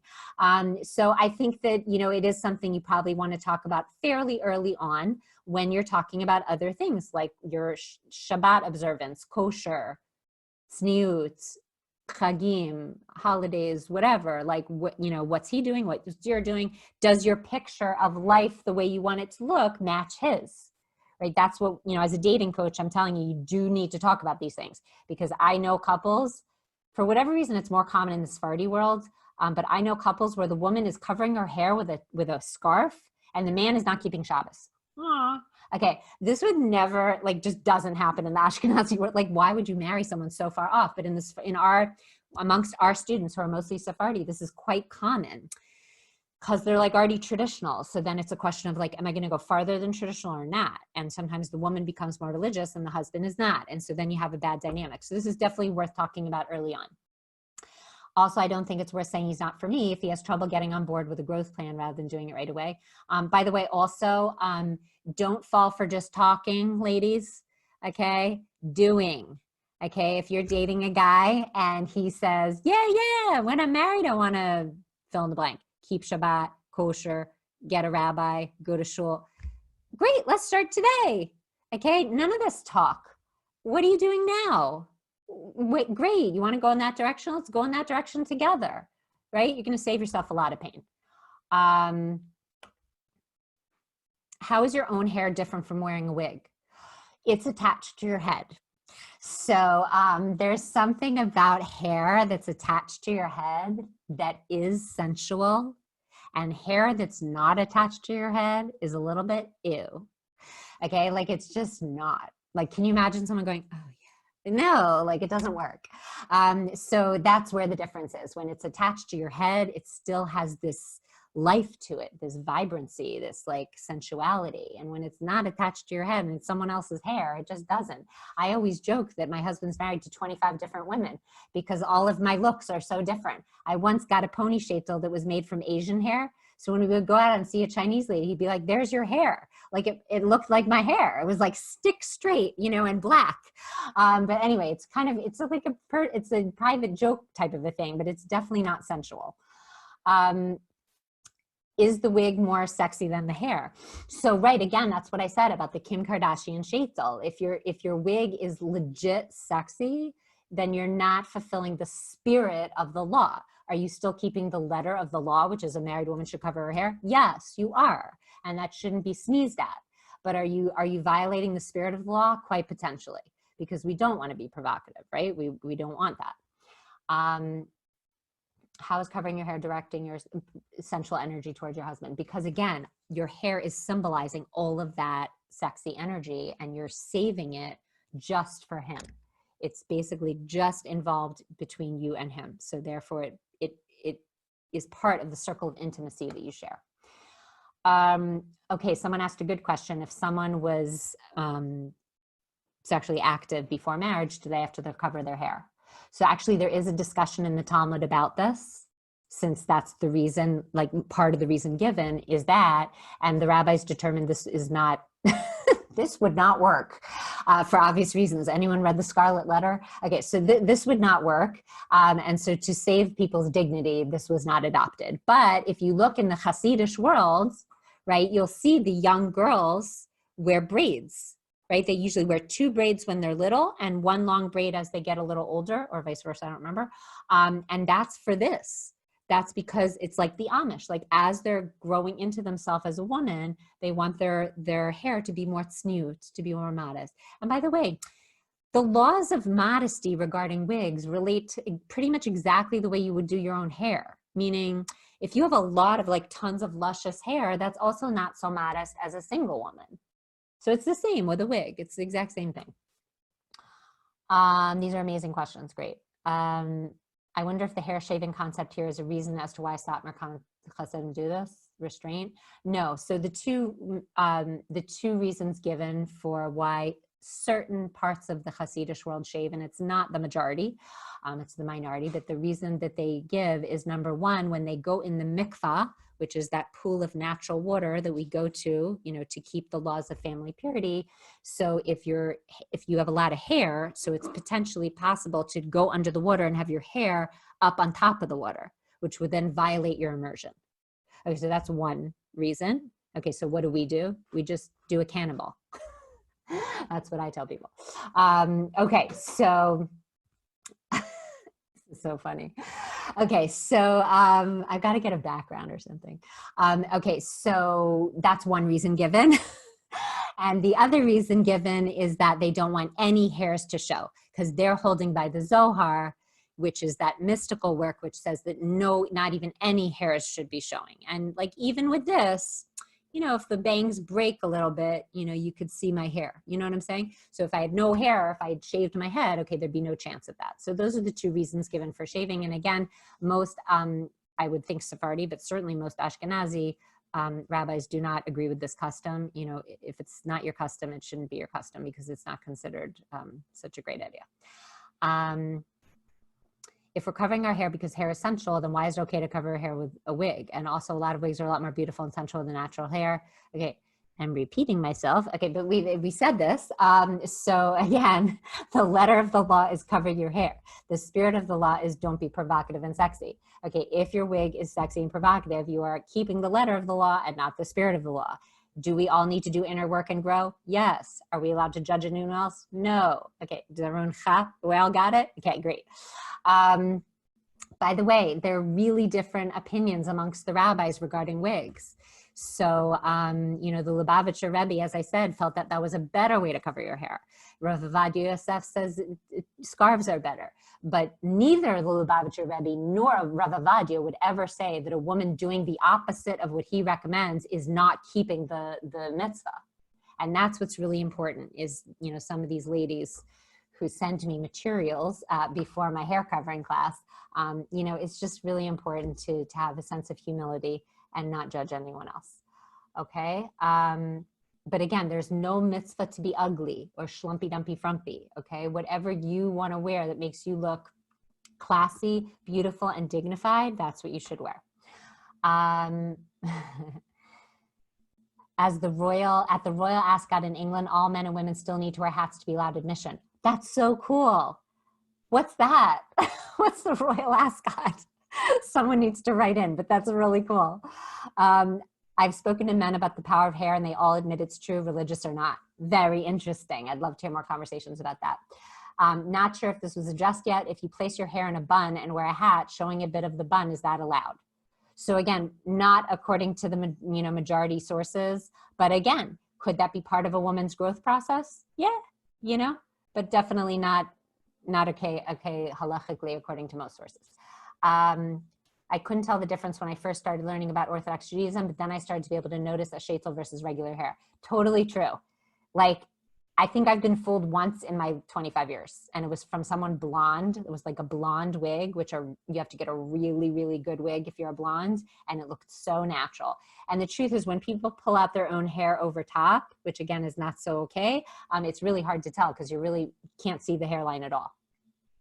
I know the answer partially, but also sometimes I'm like, why isn't a bun good enough? I doubt any guy sees a bun is like, wow, that's hot. Right. Why can't you put your hair in a non-sexy style? Right. So I hear that, but we don't really understand men's brains. Important point to realize. So something that we would think is not sexy and attractive, they might think is. It's very hard for us to really understand that. And again, the halacha says cover your hair, so we don't have to like make up something new. How do you find balance where you still feel confident put together in a sheitel? So it really takes a lot of what's called patchkiing. Okay, so like when I first got this wig, it was way too much hair, and I looked like I don't even know what, like a doll or something. So I had to I got them to like thin 30% of the hair in the front to have it be more normal. Then I took it to my second lady and she did like some side bangs and layers. Then I had to take it back to her to do a few more layers because it wasn't sitting right. It's a little bit of a patchkey. And then I got some highlights put into it, so it's like right off the bat, it's usually not the way you like it. You have to kind of fuss with it a little bit and find someone good who you can bring in pictures of what you want it to look like. And I do find that the more money you spend, the more comfortable it is, right? You probably would not be able to tell the difference between this one and my other one, which it was more expensive, even though it was shorter, but it's more comfortable. And that's the thing. If you spend a little bit more money, it's usually a little bit more comfortable on your head, which I think is really important. So the Lubavitcher Rebbe used to give people money to give a woman money to buy a sheitel because he felt this is such an important mitzvah. And if she couldn't afford it, he wanted her to get something very, very beautiful where she felt proud to cover her hair and beautiful and dignified. No, I don't think that's true about the light hair necessarily. So it's fine to get a blonde wig. Again, if it's platinum blonde, that might be like a bit much. We want it to be modest and not overly eye-catching. Right. So this question about when a woman turns of age, no. So again, there is a discussion in the sources of like, should a single woman cover her hair under certain circumstances? And they ruled no, that we're not going to do this. By the way, a woman who was married and either divorced or widowed, the majority opinion is that she should continue to still cover her hair. Although if it's going to get in the way of her finding a shidduch, like if a man thinks she's married and then won't, you know what I'm saying? So then there are rabbis who will say she can uncover her hair. Do you get your hair cut in a mixed salon? When I first got married, I did.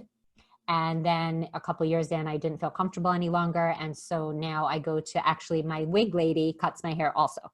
So she has her own private basement. Maybe I'll take you guys on a tour after Corona.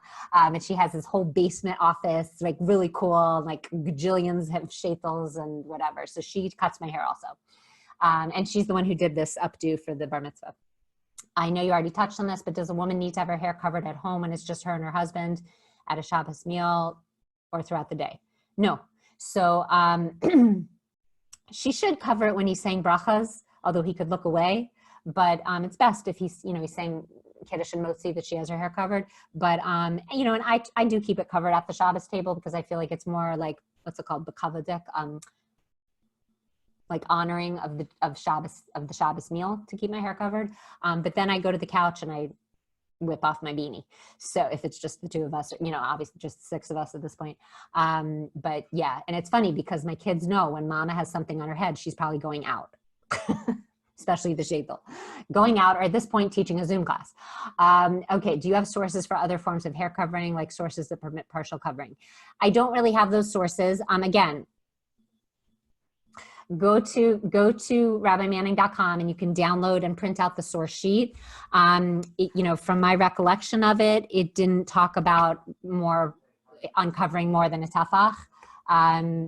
So there may be some more modern Orthodox rabbis that ruled that way. I don't know.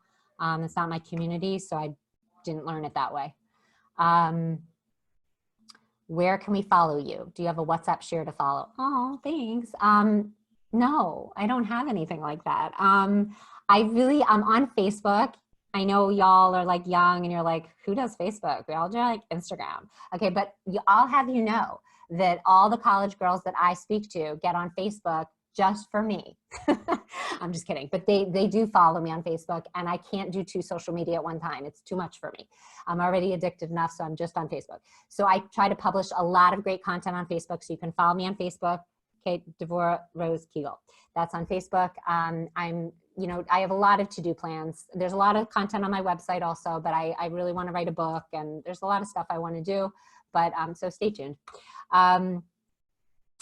Okay, when do you start covering? The day of your wedding? Oh, this is such a good question, Jenny. Okay, so according to most sources, a woman needs to cover her hair the next morning after her wedding, i.e. when she could have had relations, even if they didn't have relations the first night, when she could have, so the next day she starts covering. However, you may have noticed if you've been to some of these weddings, I think the German Jews, the Yekis maybe, and certain Hasidic groups view it as preferable to start covering the hair after the yichud room, which is the room of seclusion that you go into for 10 minutes after the chuppah, but before the dancing. And so either she'll put on her sheitel in there, or her turban in there, or sometimes they just start off the wedding in a wig because they don't want to deal with fussing around and putting something on. So I've been to weddings where the bride herself is wearing a wig at the chuppah, right? But that's minority opinion. The majority opinion is you can totally have your hair uncovered throughout the entire party, go home to the hotel, and the next morning you cover your hair. Great question. Okay. Such great questions here. Can't wait the answer. Is it possible to have the Q&A before the fashion show? Oh, sorry. Okay, so this is recorded. So, I will, be in touch with me if you had to cut out early. These people are not hearing that, but you can tell them. Okay, why is beard hair not considered evil in the Esav comparison? So according to the Kabbalah, the mystical sources, a man's beard is compared to chesed. It's like kindness, loving kindness, and the hair on either a man's or a woman's head is considered to be Devorah or din or judgment. And that's where, again, it falls into the Yetzer Hara thing. Okay, but it doesn't mean that's bad. Right? Think Samson. Remember Samson with his hair? Got him into trouble. Okay, but anyway, I should put that in the class. It's a good thing. Okay, armpit hair. Right, I don't know what the symbolism is with that. Men wear kippot from age 3. Women don't cover their hair until marriage. What's the explanation? So again, the comparison that I was making between the kippah and the hair covering is not in every way comparable. It's an outward sign for a man that he's a religious Jew, and is an outward sign for a woman that she's a religious Jew. That's the only comparison, and that it connotes humility and modesty. But yes, a boy starts wearing a kippah at age 3 when he sometimes they have the custom to cut his hair then. We did that. And that's when he starts learning Torah. And so he needs to always have his kippah on when he's learning Torah and when he says blessings, and he's supposed to remember that God is above him. Okay, what if I feel ugly when I cover my hair? Find a way to do it that makes you feel beautiful. And again, that's really was the mindset of the Lubavitcher Rebbe. You see the Chabad girls, they have the nicest wigs. He really felt like a woman should feel beautiful. Even when she's married, she shouldn't feel ugly. So whatever you want to do, whatever you can do to make yourself feel beautiful in this mitzvah. I'll be honest, when I got this is my most recent one, I started crying when I put it on. Ladies, I'm married 20 some odd years. I started crying because I felt so blah. So as I told you, it needed like 5 patchkis, and now I'm happy with it, but you got to keep working on it until you feel great. You want to feel great doing it. Hashem doesn't want us to serve him grumpy. He wants us to serve him b'simcha, joyfully. Okay. How can a friend who couldn't make it to the Zoom find the recording? So Olami should be posting it, I guess. I don't know, but I will have it. So anyone who needs it, you send them to me and I will give it to them. I was taught that a woman's tefillin is her uterus. Whoa, that's cool. I never heard that. Interesting. I doubt it was a guy who invented it. I don't know. The wig grip, maybe it was a guy, a girl. I don't know. But whoever it is, going straight to heaven. How do you still feel like yourself when covering your hair? So you know what? It's such a good question, Katya. I feel like a different me. I feel like me, but different. Like I do feel different when I'm just when I just have my own hair. It's like the private me that only my family sees. And then this is like the going out me. This is like the Torah teacher and the dating coach and the whatever, so I feel me, but it's like a different me. And then my hair, as I told you, is pretty short. So it's like a super cute short haircut. It looks very different. And that's like the private me. So they're both me, but they're just different. I like the fall. Great. So yeah, great. Do whatever you need to do. Someone asked the question that now I'm pondering as well. If covering your hair is a sacrifice that you're making between you and Hashem and a mitzvah, and you're covering your hair with hair and you're not supposed to be sensual and beautiful to other men, what's the hair does? So if you're doing all the sensual and beautiful wigs. Okay, so I think this is still the same question, which is, what's the deal with wigs? Okay, so again, there are Rabbanim who are not so into wigs. There are Rabbanim who are more into wigs. Obviously, if you look around the Ashkenazi world, the vast majority of women cover their hair with a wig. If you go to Teaneck, though, you'll see a lot of, scarves and like beanies and whatever. It really depends on your community. And even in the Sephardi world, in America, I know a ton of Sephardi Rebbitzins who cover their hair with a wig. So, again, as long as it's not provocative and sexy, you're good. Okay. And it's a gray area. We have to all stretch ourselves and look into ourselves. And again, not judge other people. I wear a fall when I work out. Yeah. You look adorable in that. When do you start covering the day of your, okay, great. We did that. What's a half wig? There is such a thing as a hat fall, which is like netting on top and just hair coming out, and you wear a hat on top. And there is something called a kippah wig, which is, according to most opinions, not so halachically acceptable, which basically just sits on top of your actual hair and just kind of all the hair mixes together. Like your hair and the sheitel hair mixes together. It's considered not so appropriate, but again, if it's a step in the right direction, great. Okay, where does your hair go in the Wonder Wig? So I have short hair, so I just stuff it in. If you had longer hair, you could like make, plates with a barrette and stick it up, or like a bun up there, and it just goes in the cap.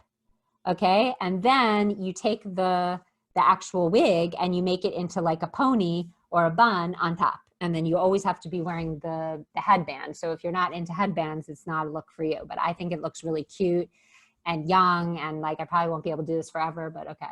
Yeah, Wonder Wig, WUNDER, WIG. Okay, speak to me if you need the recording. Can we ask questions out loud? Sure. If you have a question, ask it out loud. Yes, it's being recorded. Because of the 2-inch rule, okay, it's not 2 inches. Okay, not 2 inches. 2 tefachs, okay? I mean, sorry, a tefach, which is 2 fingers, which is definitely not 2 inches. It's basically like an inch, I would say, at max. So it has to be less than an inch. I could get the centimeter for you, but I don't know. But it's definitely not 2 inches, 2 fingers. Is that why women are able to pull out some hair in the front to make their shapes look more natural? So I think it's a great question you're asking. I think that they're misinterpreting the tefach. Because really, if you were to take all of this out, it's going to be way more than a tefach. So I remember when I did it, I was thinking to myself, I don't even know if I was thinking, but if I was thinking to myself, I was thinking, okay, whatever, I'm only taking like a few hairs right here, and I'm pulling it over, but those hairs are very long. So that's why it doesn't really fall into the tefach. But so again, my impression is that girls who are doing it are not really aware of the halacha. Most of you probably never had a class on hair covering before, right? My girls have never had a class on hair covering before. My oldest had it for the first time when she was in seminary. And not all the seminaries teach it. So it could be that a woman is covering her hair and she doesn't actually know the halacha, which in my mind is a problem. I actually had a friend who grew up religious, and then she married a Kiruv rabbi. And so she moved to an out-of-town community, and the ladies in the community said, can you give a class on hair covering, like why we cover our hair? And she was like, yeah. And then she was like, wait, why do we cover our hair? So she had to call my friend who's a Baal Tshuva to find out why we cover our hair. Okay, this would never happen as a Baal Tshuva, because there's no way I'd stick this thing on my head if I didn't know something about it. You know what I'm saying? But like, my daughters don't think that way. Thank God. My daughters are so excited to cover their hair because to them, it's a symbol of being married. It's like normal and natural and fun and exciting, right? It's like, it's not weird to them like it was to me. Thank God. Yes, that would be frowned upon, pulling out. But again, I don't think they're doing it on purpose. I'm being honest here. I don't think that those girls who pull out hair are doing it because they know it's a violation. I think they're confused and they're not sure. 2 fingers. Okay. I can't think of one more or less holistic Orthodox person who I'd want to emulate. I'm sure they exist. I just don't even know where to stumble upon the unicorn. Oh, family, professional, and social. Me? I don't know. I know so many women like myself. I know a ton of women like myself. Like Passaic is full of us, women who have a passion, have a job, love their family, are normal. Not all of us grew up religious. Some did, some didn't. There's so many normal people here. You have to find your community. That's really, really, really important. You have to find your community where you meet women that you want to be like. And where you don't feel judged. Love this talk, Devorah. Thank you. It was great chizuk for myself. Love hearing you speak. Thanks. Where's the Torah source for a tefach? Okay. So I really want you guys to download this and print this out yourself.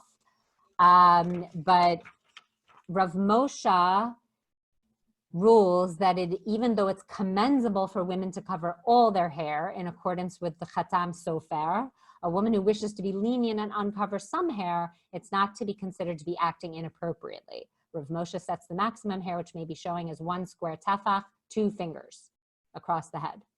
Okay, but that is one opinion. Okay, there are opinions that say all hair should be covered. So again, this is why it's so important to have your own rabbi. Okay, strongly advise anyone who is struggling with this to sit down with their personal rabbi and discuss the issues with them. If you have a Rav that is legit and you are holding by him, you can feel confident in that. The problem is a lot of people don't ask. And so they just look around at what other people are doing and they're like, oh, okay, so that's enough for me. And of course that's not what we do with halacha. We really want a rabbi to rely on, and he can take you through the sources as he understands them, and that's like an excellent exercise. Is it important to dress tzniusly at home when cooking, baking challah, or saying prayers? That's such a good question. I mean, I can hear the mentality of being more dressed when you're doing like a mitzvah, like taking challah, and certainly once your kids are around, I do feel it's important to dress in a pretty dignified way. You don't have to dress like, like you're going outside, but it should be, you always want to look dignified, somewhat dignified in front of your kids. So you would have to ask your LOR as far as like what you need to have covered, when you're doing things like that. But I think it's more like a sensitivity than a halacha. And certainly once you have kids, everything changes. I've heard that if you cut your hair and make it into a wig, that's fine to wear. Is that true? Extraordinarily minority opinion, but yeah, because it's no longer attached to your head. So it loses that power. How do you know what hairstyle looks good on you? Cutting a wig is different than your own hair, so I feel like you need to change the style from your natural hair. Well, what's scary is the wig doesn't grow back. So you want to do it gradually because it's never going to go back. So just kind of gradually take a picture with you to show her, you know, of kind of what you want. And she does it gradually. So then you're like, oh, a little more, and then you're hopefully happy with it.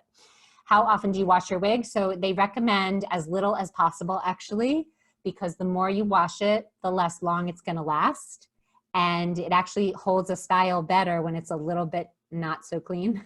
It's kind of weird to say, but I probably do it every couple months, 2 to 3 months, or before a simcha or something. You get to try on all different styles and cuts. Totally. You could like have a short bob and like long, blonde, red, whatever. Have fun with it. It's another accessory. Ascot is basically a royal horse racing event because England is very into ceremonies. Oh, and they wear all the hats. Yes, right. I knew that. Okay, great. That's so cool. What is it called? Ascot. Okay. What brands have you found comfy as far as wigs? So my favorite is called a Clary, which my shorter one is a Clary. That's probably, you've seen me, most of the videos I do on Facebook, that's the one I'm wearing. So it's a Clary, and they run from about 1,500 to 2,200, something like that. This is an Irene, which we have an Emet student. My husband works for Emet, and we have an Emet student that sells them. So I got it from them. And this is a little bit cheaper than a Clary. So Irenes usually run between, like, depending on the length, like 600 to 2,000, 600 to 1,500, something like that. Yeah. Is it okay to use a different hair color once you get a sheitel? Yeah, sure. Have fun with it. Definitely. Anonymous, please. As a Jewish woman with babies, my husband only sees my nice hair when we go out once in a blue moon. I don't cover my hair. According to halacha, I should cover it outside and open inside, but then I will literally never have nice hair. Getting pretty at home is non-existent. Kids puke on my shoulder daily. I relate. So I don't know what to tell you. I still keep my hair cute at home, you know, even though it is mostly covered, but it still looks cute when I take this off and like fluff it a little bit. It looks cute. And we definitely should always be pretty for our spouse. Are there sheitel gemachs? Yes. Yes, yes, yes, there are. And there is even financial assistance to buy sheitels. So don't ever feel like it's a financial issue. Okay, I can put you in touch with the right people. What wig brands do you recommend? So again, I like Clary. This is Irene. What else do people like? The blonde girl, Gali, people like. There are sheitel gemachs, but I got a stunning one for 600 straight from China. Except we don't want to buy stuff from China right now. Okay, wig brands really have to do with your color, head, hair. Sari, Irene are very good brands. Dini is the highest end. You can follow all these on Instagram. I found Wonder Wig to be the most comfortable, but the look isn't for everyone. Right, me and Chaya both look younger than we are, so we can get away with the Wonder Wig, but most of my friends would be like, that's weird, like, we're like in our 40s. What's the best brand for blonde hair? I don't know. Chaya, maybe you can look into that for Katya. I don't know what the best brand is for blonde. Oh, she left. Okay, so Katya, you be in touch with her. What's your email so we can get the recording? It's my name, Devorah Kigel @gmail.com. Oh, someone already wrote it. Great. Okay, what's Olami? Oh, okay, so Olami is the umbrella group of college outreach people that me and my husband belong to, because my husband is campus director for Emet and I am a freelance speaker for many of these organizations. So Olami is really, someone put the website up there, but they do amazing, amazing stuff. Big Kiev organization. Their goal is to inspire Jewish greatness. Yes, and my tagline is, whatever mitzvot you do is really only your business between you and Hashem, but you have no heter, that means no leniency, to be an uneducated Jew. So my goal is to get you learning. Whatever you do with that is only your business, and that's it. No one else's business. But you can't be uneducated. I have my master's degree in French, and I had like a kindergarten education in Judaism. That's so sad, right? So I wanted to up my knowledge in Judaism to make it match. What about the need to cover in your own backyard? It's private, but perhaps neighbors from their attic can see into the backyard. That's a great question. I was just asking my husband. It seems like that would be considered the katzer, I think, which is the in-between, right? So it's kind of like the, right, it's like your own private, I'm sorry, the courtyard, whatever it's called in Hebrew. It's your courtyard. It's not completely private like like your bedroom, but it's basically private, and it's really their responsibility not to look. So, you know, ask your LOR. From my understanding, you would probably not be violating anything by uncovering your hair there, but you know, you could certainly talk to a Rav. Thank you, mind blowing. Thank you, thank you. If anyone wants to learn how to wrap with different kinds of scarves, they can reach out to Rebecca. Great. I show Kyle how to wrap with volumizers like in Israel, or great. So she is so much more coordinated than me. And like, these things are like out of this world. I like cannot do anything of that regard. So yes, get in touch with Rebecca at Rage. I also wonder about that because the distance, they aren't close. They can't tell if you're in a wig or not. So, you know, it's interesting. Once you start developing an eye for these things, I can spot a shaitel a mile away. But it takes some time to spot it. And again, mostly this is for you, not other people. Again, you're not supposed to look provocative, but that's the same with your regular hair, right? As a single person.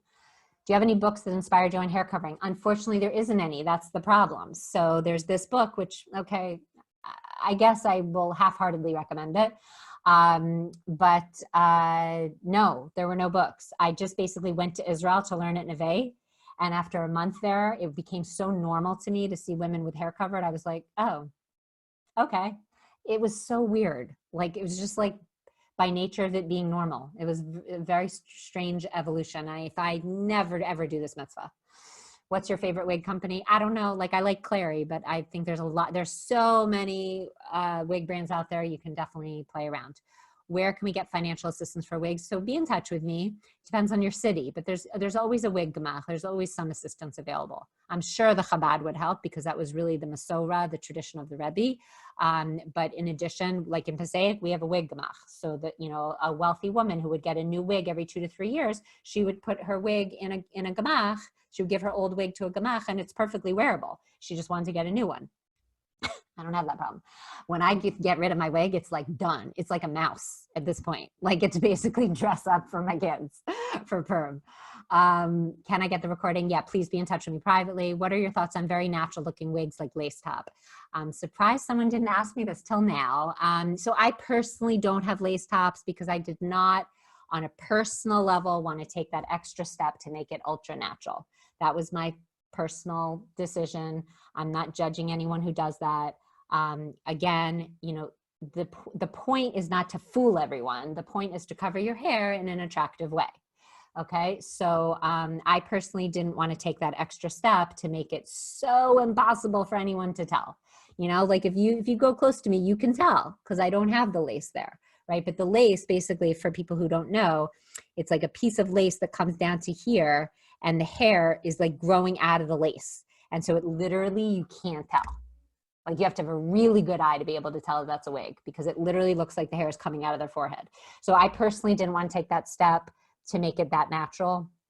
That's just my personal feeling. Okay, thanks for the class. You have a fun way of speaking. I appreciate your time. Thank you. I appreciate that. I like to feel that I'm at least no one's falling asleep. And we had almost 100 women on this call. It's so beautiful. So, and there were a lot of competing classes. So I had so many women reach out to me. I can't come. Can I have the recording? So I want to just give everyone a bracha who's remaining and the people who already left, that we should all find our way in this mitzvah in our own way, in our own time, on our own highway, not judging other people and not feeling judged by other people, and really try our hardest to connect to this mitzvah, to do it as besimcha as we can, but while realizing that even if you do not like this mitzvah for the rest of your life, that it's probably the biggest karban, the biggest sacrifice that you can give to come close to Hashem, because you're literally doing it just because he said so and you want to be close to him and pay back your debt that you owe him. So that's my bracha. Amen. We should all find some simcha in this mitzvah. And someone's asking me if lace tops are halachically valid. Yeah, I don't think they're violating anything, you know, certainly not to the letter of the law. They're not violating anything, just like whatever. I just felt like it was a little bit too much of a fake out, and I didn't want to do the too much of a fake out. That's just my own personal decision, not judging anyone else. Okay, thank you so much, ladies. So find your own way with this mitzvah, ladies. You should find simcha in it, as much joy as you can, and enjoy the journey. Okay, thank you so much. Bye, guys.